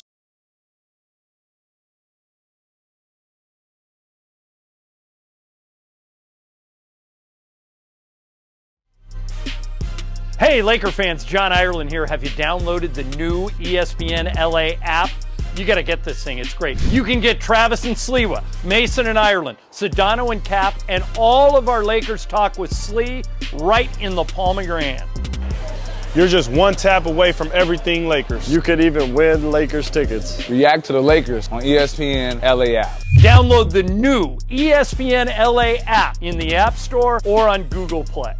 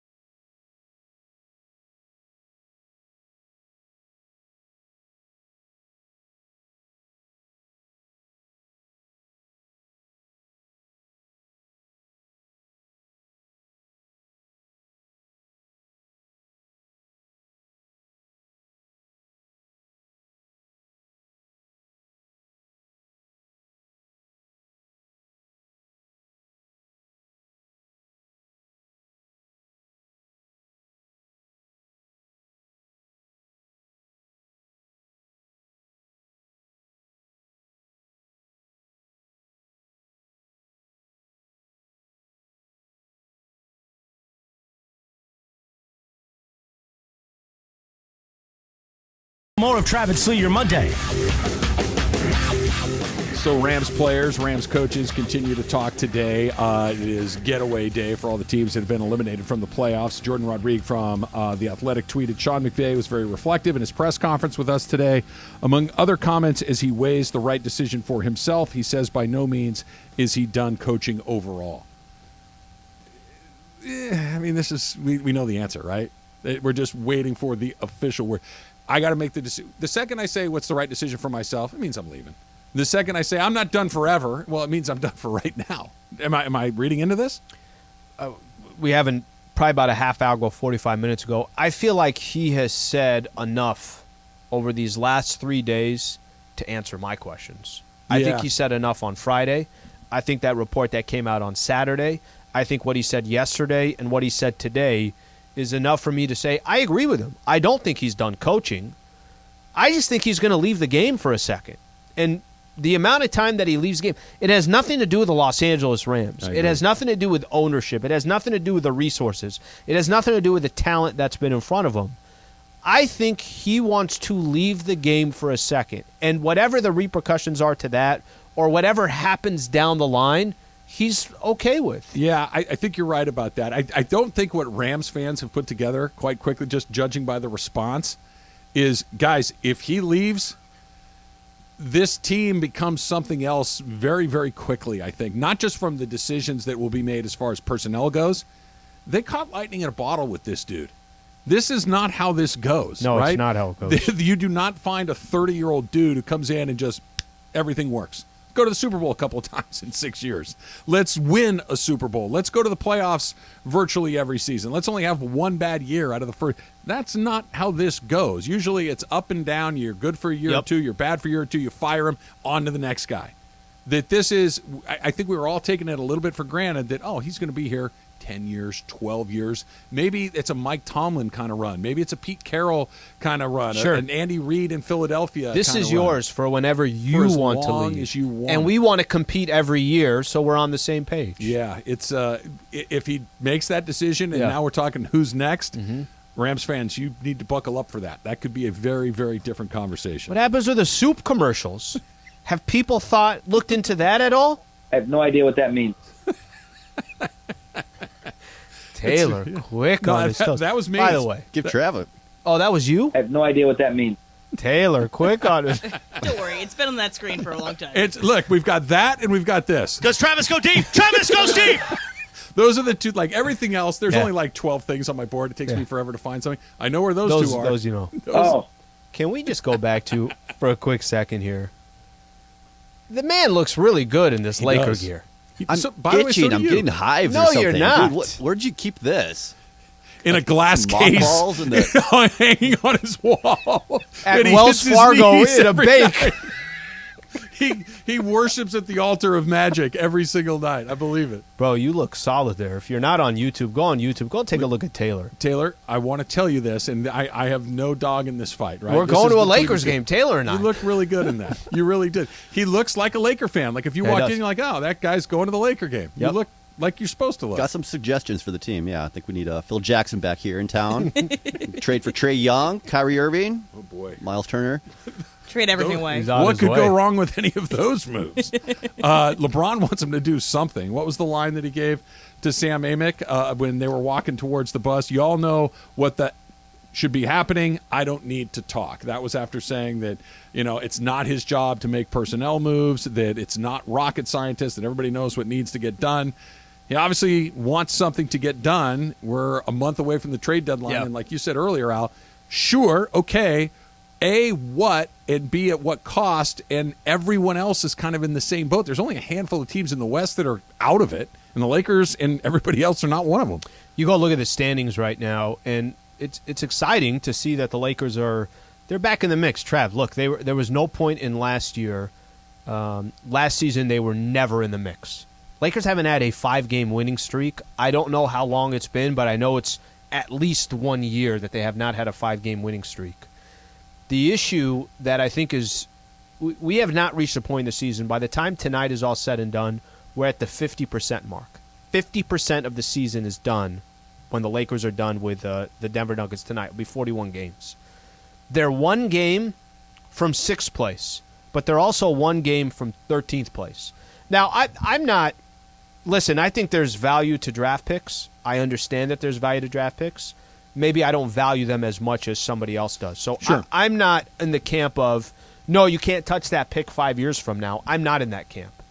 But what I think this situation, what kind of Braun creates by saying things like this, or when he had that post-game presser, which I didn't have a problem with that post-game presser, where he's like, listen, it's not in my DNA to lose. I want to win. It's not like the guy is putting up 14 points and 4 rebounds and 3 assists, which, by the way, every other player that was in the 20th year of their career, those are probably more likely those numbers. Go look at Kobe in his final year. It's a big difference. Go look at everybody in Kareem their 20th in his final year. Yeah. Tim Duncan in his final Dirk. year. Dirk, every single all Vince of them. Carter, all those guys. So I would just say this. I think the Lakers, it's imperative that they make the playoffs. I don't like when Laker fans say, well, why are you catering to LeBron James? He's wearing the purple and gold. I get that there's a long-term view, but there's also a view of, I'd like to see LeBron in the playoffs one more time. I'd like to see Anthony Davis in the playoffs. I think if there's a deal to be had and Rob Pelinka in the front office feels this will help them at least make the playoffs this year, and then let's take our chances with a team that's played 17-11 in their last whatever amount of games that is. I don't know if it helps when Braun says what he says, because I think from a bargaining chip perspective, if teams think that you're desperate to make a move, they're going to try to obviously take advantage of that. Slee, hasn't one of the primary issues these past couple of years, aside from injuries, been lack of continuity? And you finally have these guys playing well together, and now you just want to go shake things up? So I'm not – I think the conversation of Russ getting traded, I don't think Russ is getting traded. And I think that conversation You is almost actually – can't trade him right now. He's too useful. I think that conversation has gone down a lot. Sure. Right? But I'm going to answer what you just said, Taylor. They need a shooter. And I don't disagree with you that some continuity is important. I think that is probably one of the biggest mistakes Pelinka has made as the president of basketball. You don't have the same team. So every year you're recycling all these different guys. But they do need a shooter. They don't have a reliable shooter that they could depend on. If you can make a move and it's a smaller move and it was Kendrick Nunn, Pat Bev, and something else. Yeah, but then what are you getting for that? That you're right. You only get what you pay for. And right now, the prices are inflated for all the reasons you said. There are so many teams involved in the mix. So Pat Bev and I forget who the other one, Kendrick Nunn. You're going to get, you're not going to get a ton of return for that because it's a seller's market right now, not a buyer's market. I want to go back to something you said a second ago. That you want to see LeBron in the playoffs one more time. Yes, I agree with that generally speaking. But I also want to see the Lakers win championships again. And I don't know if getting LeBron into the playoffs another time or two gets them any closer to winning championships. And these two things, LeBron shouldn't be worried about what happens to the Lakers in 2026 or 7. It's not his responsibility. It's the team's responsibility to do both of these things at the same time. But the pressure that he's putting on them with these comments, the pressure that he's LeBron James, and he knows how to wield his power very, very effectively. When he says it's no mystery what needs to happen, and I want to get the quote exactly right again, you all know what should be happening. I don't need to talk. We all know exactly what that means. It means go make a move. But if they're thinking, listen, we can make a move and get a little better, we're not going to win a championship. We're not better than these 6 or 7 teams, and I'm putting in both conferences. We're about winning championships, not just getting LeBron back into the playoffs. That's the tricky spot that they find themselves in all of a sudden. Do you cater to this guy and get a little better, but at the cost of what exactly? And the what may be, well, we're not going to be in a championship mix for the foreseeable future. So the problem I have with that stance is then what are we doing? Right? Like if you have LeBron and AD on your team and you're not willing to make a move to assure you got to get in the playoffs. But if there were a move, they said, look, if they do this, they might make the playoffs without doing anything. You're right. But I think the fact that there isn't an obvious move, to your point, you got LeBron, you got AD, but what's the move that all of a sudden you say, I don't care who it is. I don't care if it's Philadelphia. I don't care if it's Milwaukee, Golden State, Denver. I don't care. They can beat anybody. I don't think that move exists. You're not wrong. And there's going to be, I don't know if anything's going to change in the trade market between now and you get closer to February 9th. Maybe by that time there's more teams that are selling off saying, we'll take our chances. Let's go. Let's just get in the draft. We're not going to make any noise. What a lot of these teams don't have that the Lakers do have, they don't have LeBron and Anthony Davis who won 2 years ago. So maybe their philosophy will change in a month or whatever the case is. I just think it's so imperative that if you're the front office, don't go out and make a move that you're going to regret in 3-4 years. That's fine. I get that. I completely understand that. But you also have, if you got LeBron and Anthony Davis on your team, it's also your responsibility to make sure that they have enough talent to get in the postseason. And they might already have that. And you might not have to do any of the stuff that Braun is kind of leaning towards. We'll continue the conversation. Plus, even more good news for Damar Hamlin. That's coming up next. It's Travis Lee, 710 ESPN.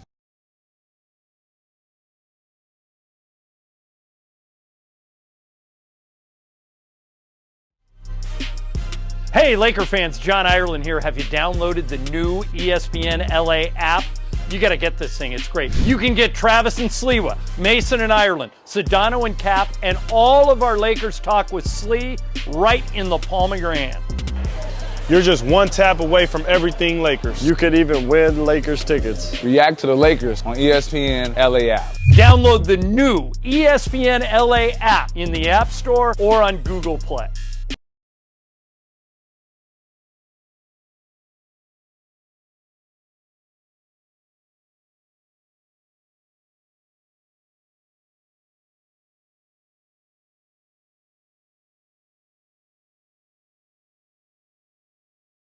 What is your 2023 New Year's resolution? Well, I could lie and say that I want to do something like get more organized or get in shape, the classics. So I'll take a more reasonable approach to be maybe this much more patient. It's the same as last year. I want to cut my weight from 205 to 190. That is the dream. I think I want to be kinder, right? I feel like sports gets me so amped up. To be able to wrangle the guys, nah, I need to lose weight, man. Whose year will it be in 2023? This is a very simple question. Year of the Dodgers. The year of the Trojans. That's right. The best quarterback in all of college football. The Heisman Trophy winner, the reigning Heisman Trophy winner, Caleb Williams. I think USC, national champions. It is Shohei Ohtani's year. Either he gets traded or he signs a $500 million contract somewhere, hopefully with the Dodgers. My year.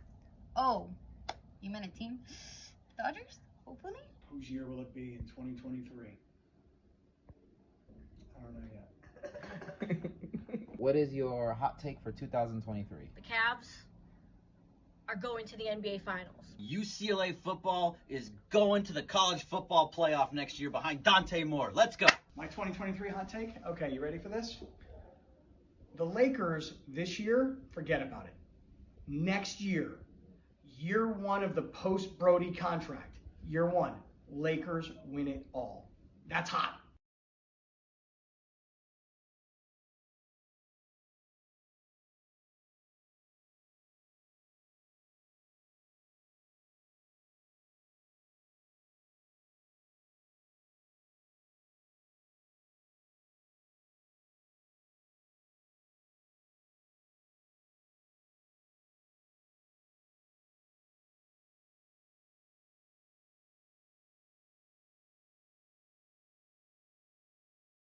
On to today.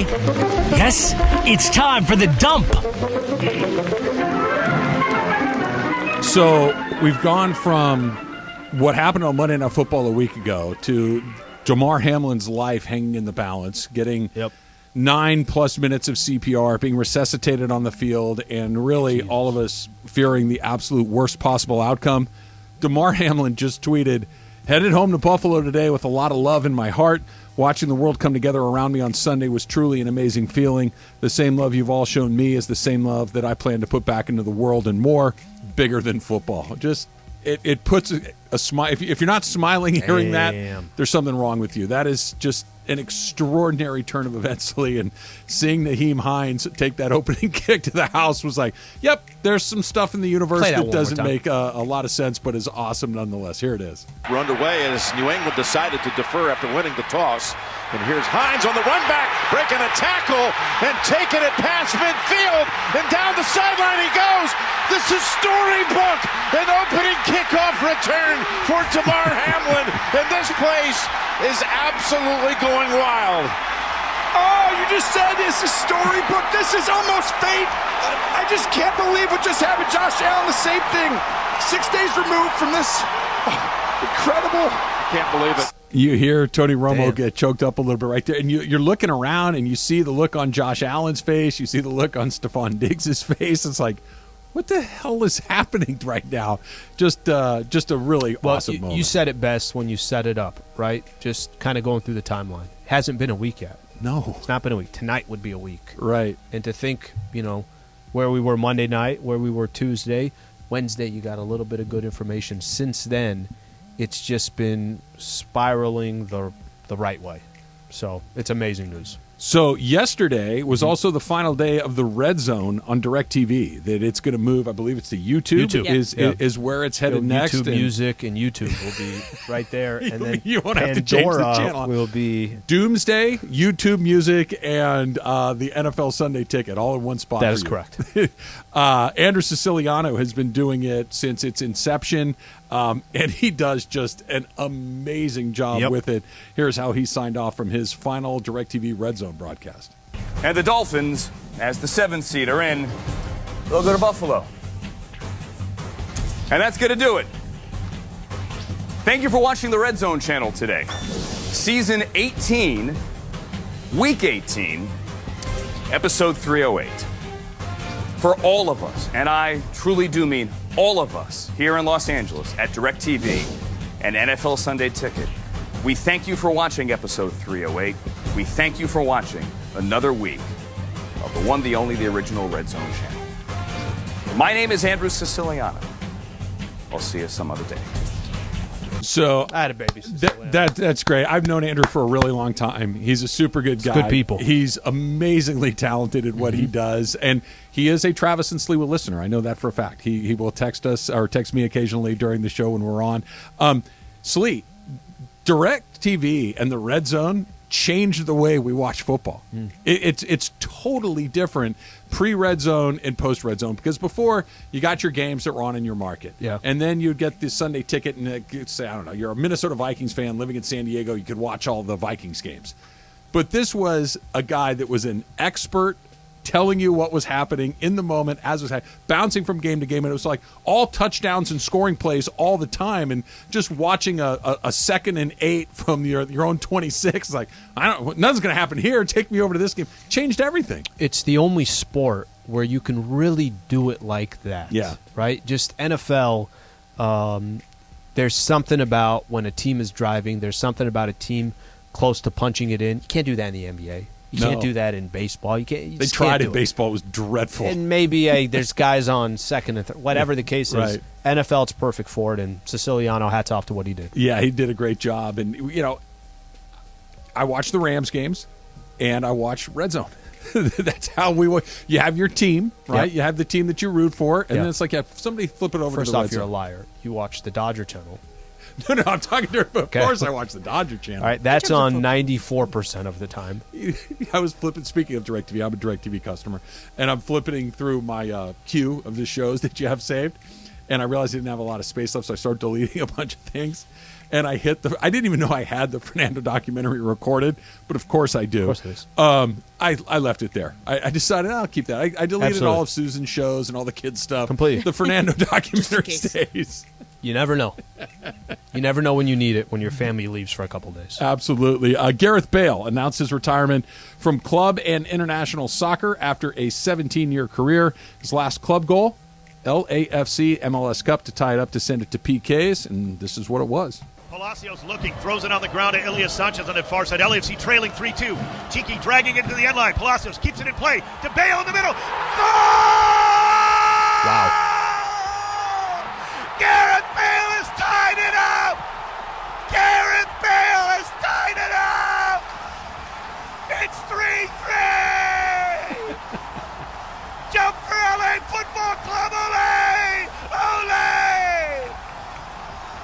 Jose Cifuentes, Cheeky Palacios dug it out.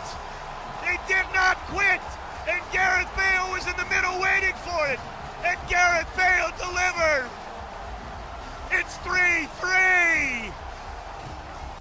That's Dave Denholm, of Keep course. getting these great calls. It's pretty darn good. Go work dental. Not a bad way to walk it off, right? Not a bad way to do it at all. 17-year career. It's a pretty good deal. I'm looking over your shoulder, Slee, right now. They're getting, the pregame show is basically started for the national championship game tonight. Nick Saban is on set with the guys We'll from be ESPN. coaching for TCU tonight.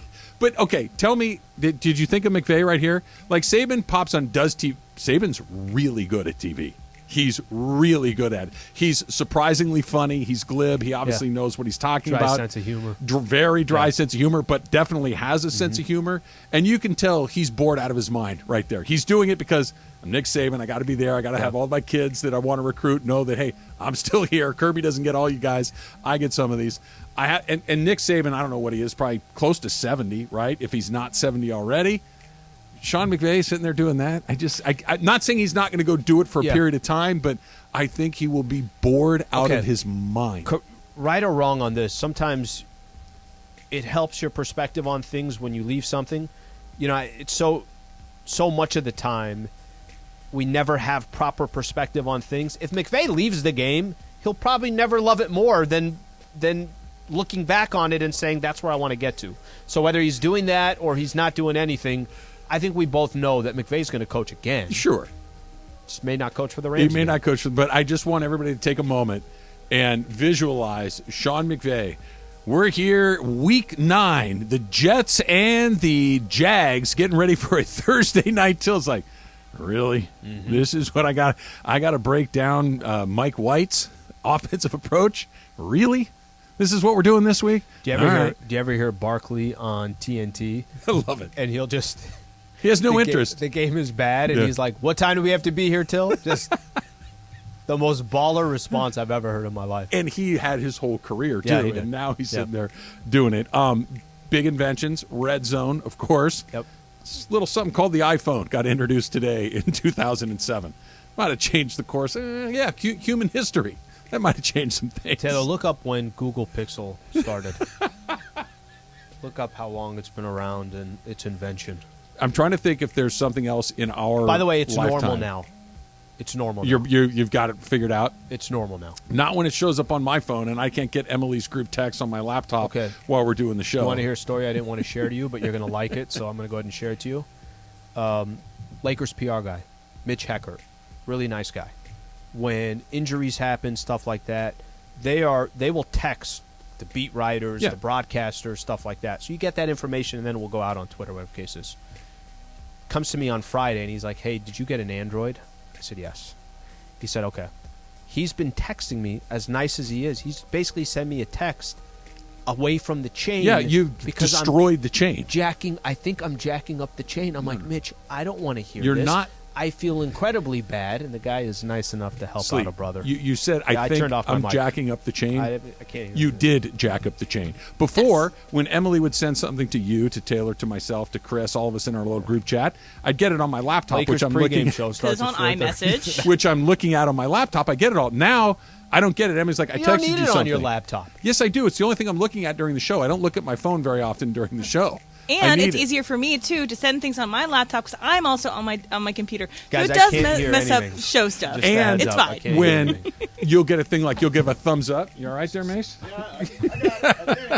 When you get a thumbs up, it'll say, Alan Sliwa liked this message. You did see my message about your salmon, so everything's fine. Salmon was good. Salmon sounds good. It was good, Mace. And Mace, or I should say, Slee tried to shame me for my presentation. And I don't know what was wrong with the presentation. Here's the only problem. He knew what I was talking about. So, and it bothers me that you zeroed in on the one thing I was a little Oh, self-conscious really? So about. there was what was the one thing? I'll show you. We'll do a little super crosstalk right now.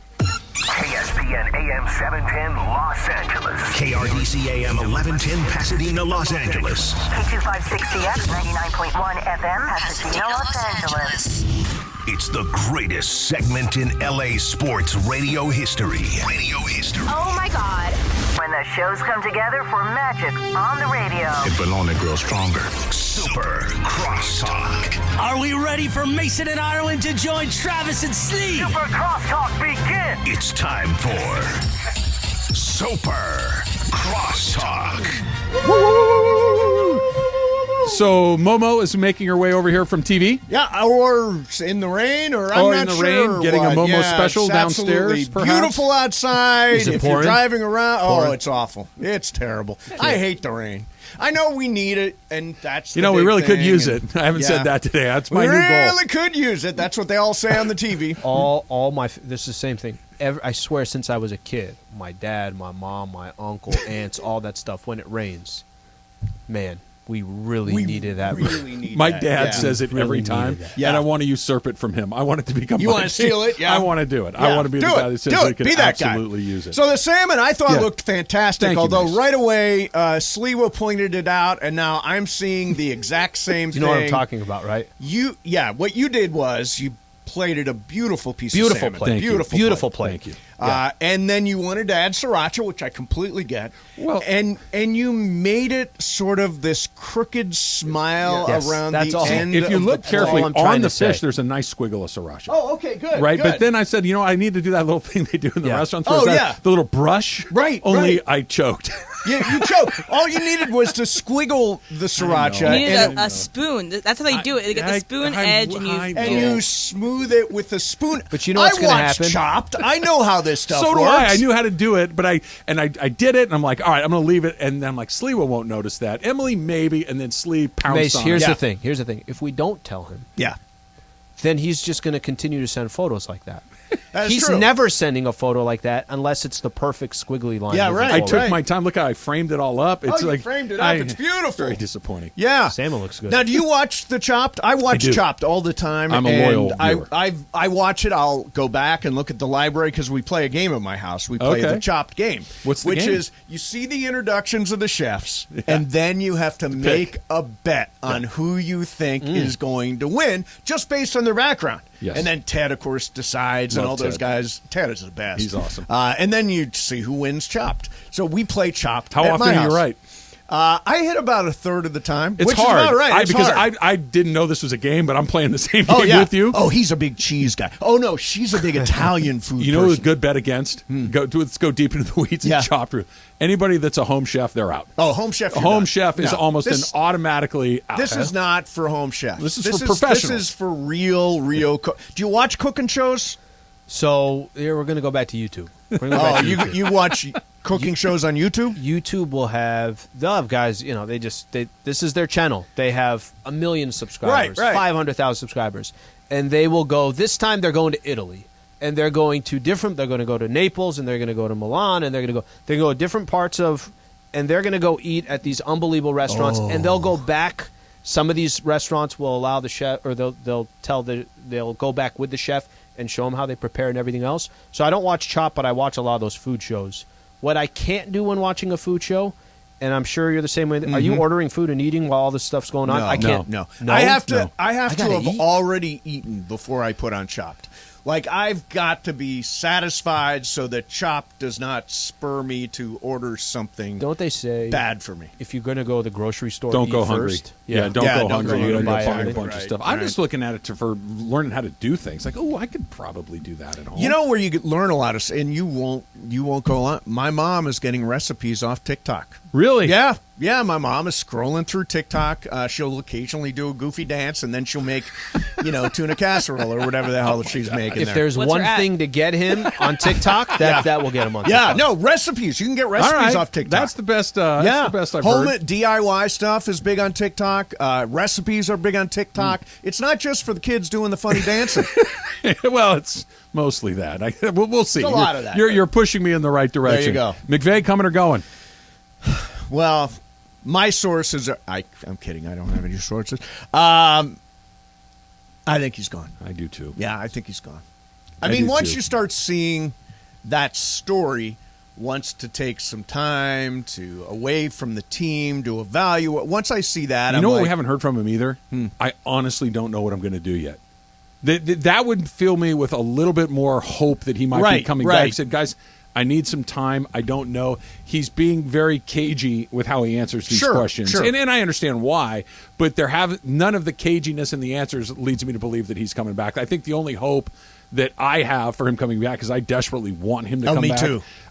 Is maybe 2 or 3 weeks goes by and he is refreshed and he is able to unplug for a while and realizes, you know what, I'm ready to go again. Let's go back and let's jump in with both feet. Well, here's the thing about 2 or 3 weeks. Don't the Rams want to make a run at Sean Payton? And is he not off the board if McVay waits 2 or 3 weeks? Well, here's the question. Maybe, unless he knows that, look, I can put that Denver job in my back pocket. I can put the Indianapolis job in my back pocket. That if I say, hey, guys, I need 2 weeks to think about this or whatever it is, sit tight and I'll let you know, I think they'll wait. And he may be waiting for the Rams because of all the jobs. Because I think the Rams job is the most attractive job. I don't think there's any question, right? I mean, Al, can you think of because we got Indy, Arizona, Denver, and Carolina. Carolina. I think the Rams job is the most attractive by job. a mile. Yeah. Rams is most attractive, no question about that. I guess the question just comes down to Sean McVay is Sean McVay. Right. And are the Rams willing to say, take your time, do your thing? Sometimes you can put too much pressure on us. Hey, we got to know by this point. And right. I'm with you. I think he said everything without actually saying it. Yeah. Guys, I want a break from NFL. I want a break from being a head coach. And whether that means he comes back and coaches in 2 years, 5 years, maybe he does in TV, whatever he does. But I would imagine because it's Sean McVay, the Rams will give him as much time as he asks for. 100%. And if that means they lose out on some other, coaches for the chance of keeping Sean McVay, I think they will lose out on some of these other coaches. Yes, I agree with that. But there's a part of whatever the decision is, I think it could send you in 2 totally different directions. Yeah. If he comes back, we're going to run I expect Aaron Donald to be back, Matthew Stafford, Jalen Rand, like right on down all the those line. guys. Yeah, we're gonna try to get healthier. We're going to try to get a little deeper, but the backbone of this team is going to be roughly the same. If he decides that he needs some time away from this, is now not the time to say, okay, listen, we lost the most important person in the building. Let's start to restock the cupboard. Let's see what you can get for Jalen Ramsey or Bobby Wagner or Aaron Donald or Cooper Kupp. Not Cooper Kupp, probably not, but it's Matthew Stafford. But just, hey, listen, we're in a weird spot all of a sudden. We didn't want to be, but here we are. Now may be the time to rip off the Band-Aid. Caleb Williams is coming up in a year. Let's just take a look at what may be around the corner. Do we have our first round? Yes. Yeah, we do have our first round. 2023 draft, no. God, Caleb Williams. Oh, 2024 draft, Caleb Williams is eligible to be drafted. Yep. We all know what that looks like, and tell me that's not a perfect marriage. Yeah, but do we really want to go through a season where we... Well, I guess we just went through a season where we won 5. You just did. Yep. And by the way, it's a season. It's not the next 10 years. There's no guarantees. But... when you get that quarterback position right, we've seen what it looks like. Or do you say it's funny? I was reading yesterday that McVay, if he had left last year, his successor would have been Kevin O'Connell, who wound up in Minnesota and has done a great job in Minnesota. Raheem Morris is a good in-house candidate. Yep. At the same time, I don't know, teams seem to be so offensive-driven as opposed to defensive-driven now. And you seem to need one of those guys. Have you heard the McVay stays and Cliff Kingsbury is the offensive coordinator stuff? I have not. Here's the thing. I get that Cliff Kingsbury's former head coach, et cetera, et cetera. Somebody want to remind me what he's good at? Somebody want to show me, other than being very, very handsome and having a cool draft setup, right? That his team has been good once. They got thrashed by the Rams in the playoffs. Yep. He didn't. What's his face? Kyler Murray's arguably worse now than he was a couple of years ago. I don't understand why he's a super attractive candidate for anything. Offensive coordinator. Yeah, I'd take a run on him as offensive coordinator with Morris as your head coach. Sure. Are you already off the Sean McVay thing? You think he's gone? I feel like he's gone. Do you feel like he's gone? No. Why don't? I don't. Is that just a feeling? Yes, it's just a feeling. It's not like. Why do you feel that way? I just think that he really actually needs to take some time. And I think there are 2 things that are out there. One, there's the broadcast, idea, which is always Studio there for him host, whenever he analyst wants. job, Blah blah blah blah. How much money are you going to throw at him? Yep. Okay, so that's sort of hey, we're open for business. But then the other part of it too is that I think he's just a winner, and he wants to see how this team can be reinvented and reinvigorated. He needs to see what's going on with Matthew Stafford. Is Stafford okay, or are they looking for a new franchise quarterback? Right. He just needs some time to see if this team can be rebooted. And as you know, when But you what's trade that away your timeline, picks, Momo? Can he get the answers to those questions in a month? maybe, and I think they have time, right? They You don't have to rush. He's got time. Some. I think he wants to win, though. I mean, other names are going to come off the board, like Sean Payton's going to come off the board if we wait for McVay. Now, I'm all about waiting for McVay. If it's legit and if he's really thinking, debating, then sure, give him the time. Give him the time. Yeah. But are you already preparing, like emotionally? Yes. Are you preparing? Yeah. In fact, absolutely. My first text yesterday, as soon as I saw this, let me see if I can find it. It was. Go ahead and vamp for a second while Ramona, I'm going to throw this. I think the winning part, of course, is incredibly important for him. He is a winner. But I feel like there's more to it than I think sometimes and it's so weird to say it because he's so young.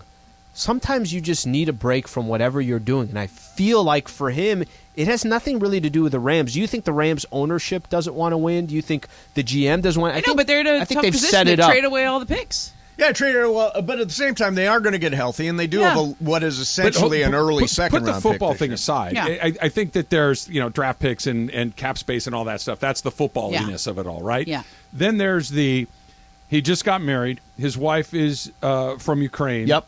She has immediate family members still in Ukraine, going through what's going on in Ukraine. His grandfather, who is incredibly close to, passed away this season. And this is a man, Sean McVay, who clearly does nothing half speed. It is all in on literally everything he does. And to your point, I do think that even if you're only 36 years old, there comes a point where you only have, I don't have any more bandwidth. I can't do this anymore. Right. It's not, do I have my quarterback or my pick? It's my mind is about to pop out in my skull kind of thing.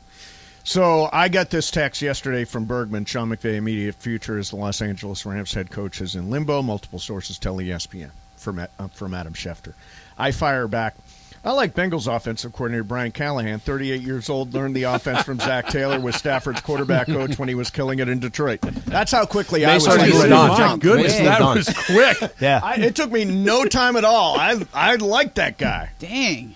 Momo. Well, I mean, dang, that was quick. How once you see no mourning period. Once you see mulling his you see mulling his choices, you're like, I know. If you're already thinking about it, that no means you're... indication. Friday, Saturday, Sunday, and Monday, there was something every single day that was indicating towards Sean McVay potentially, taking a step away from the look, NFL. Sedano's stopping in the house. How about that?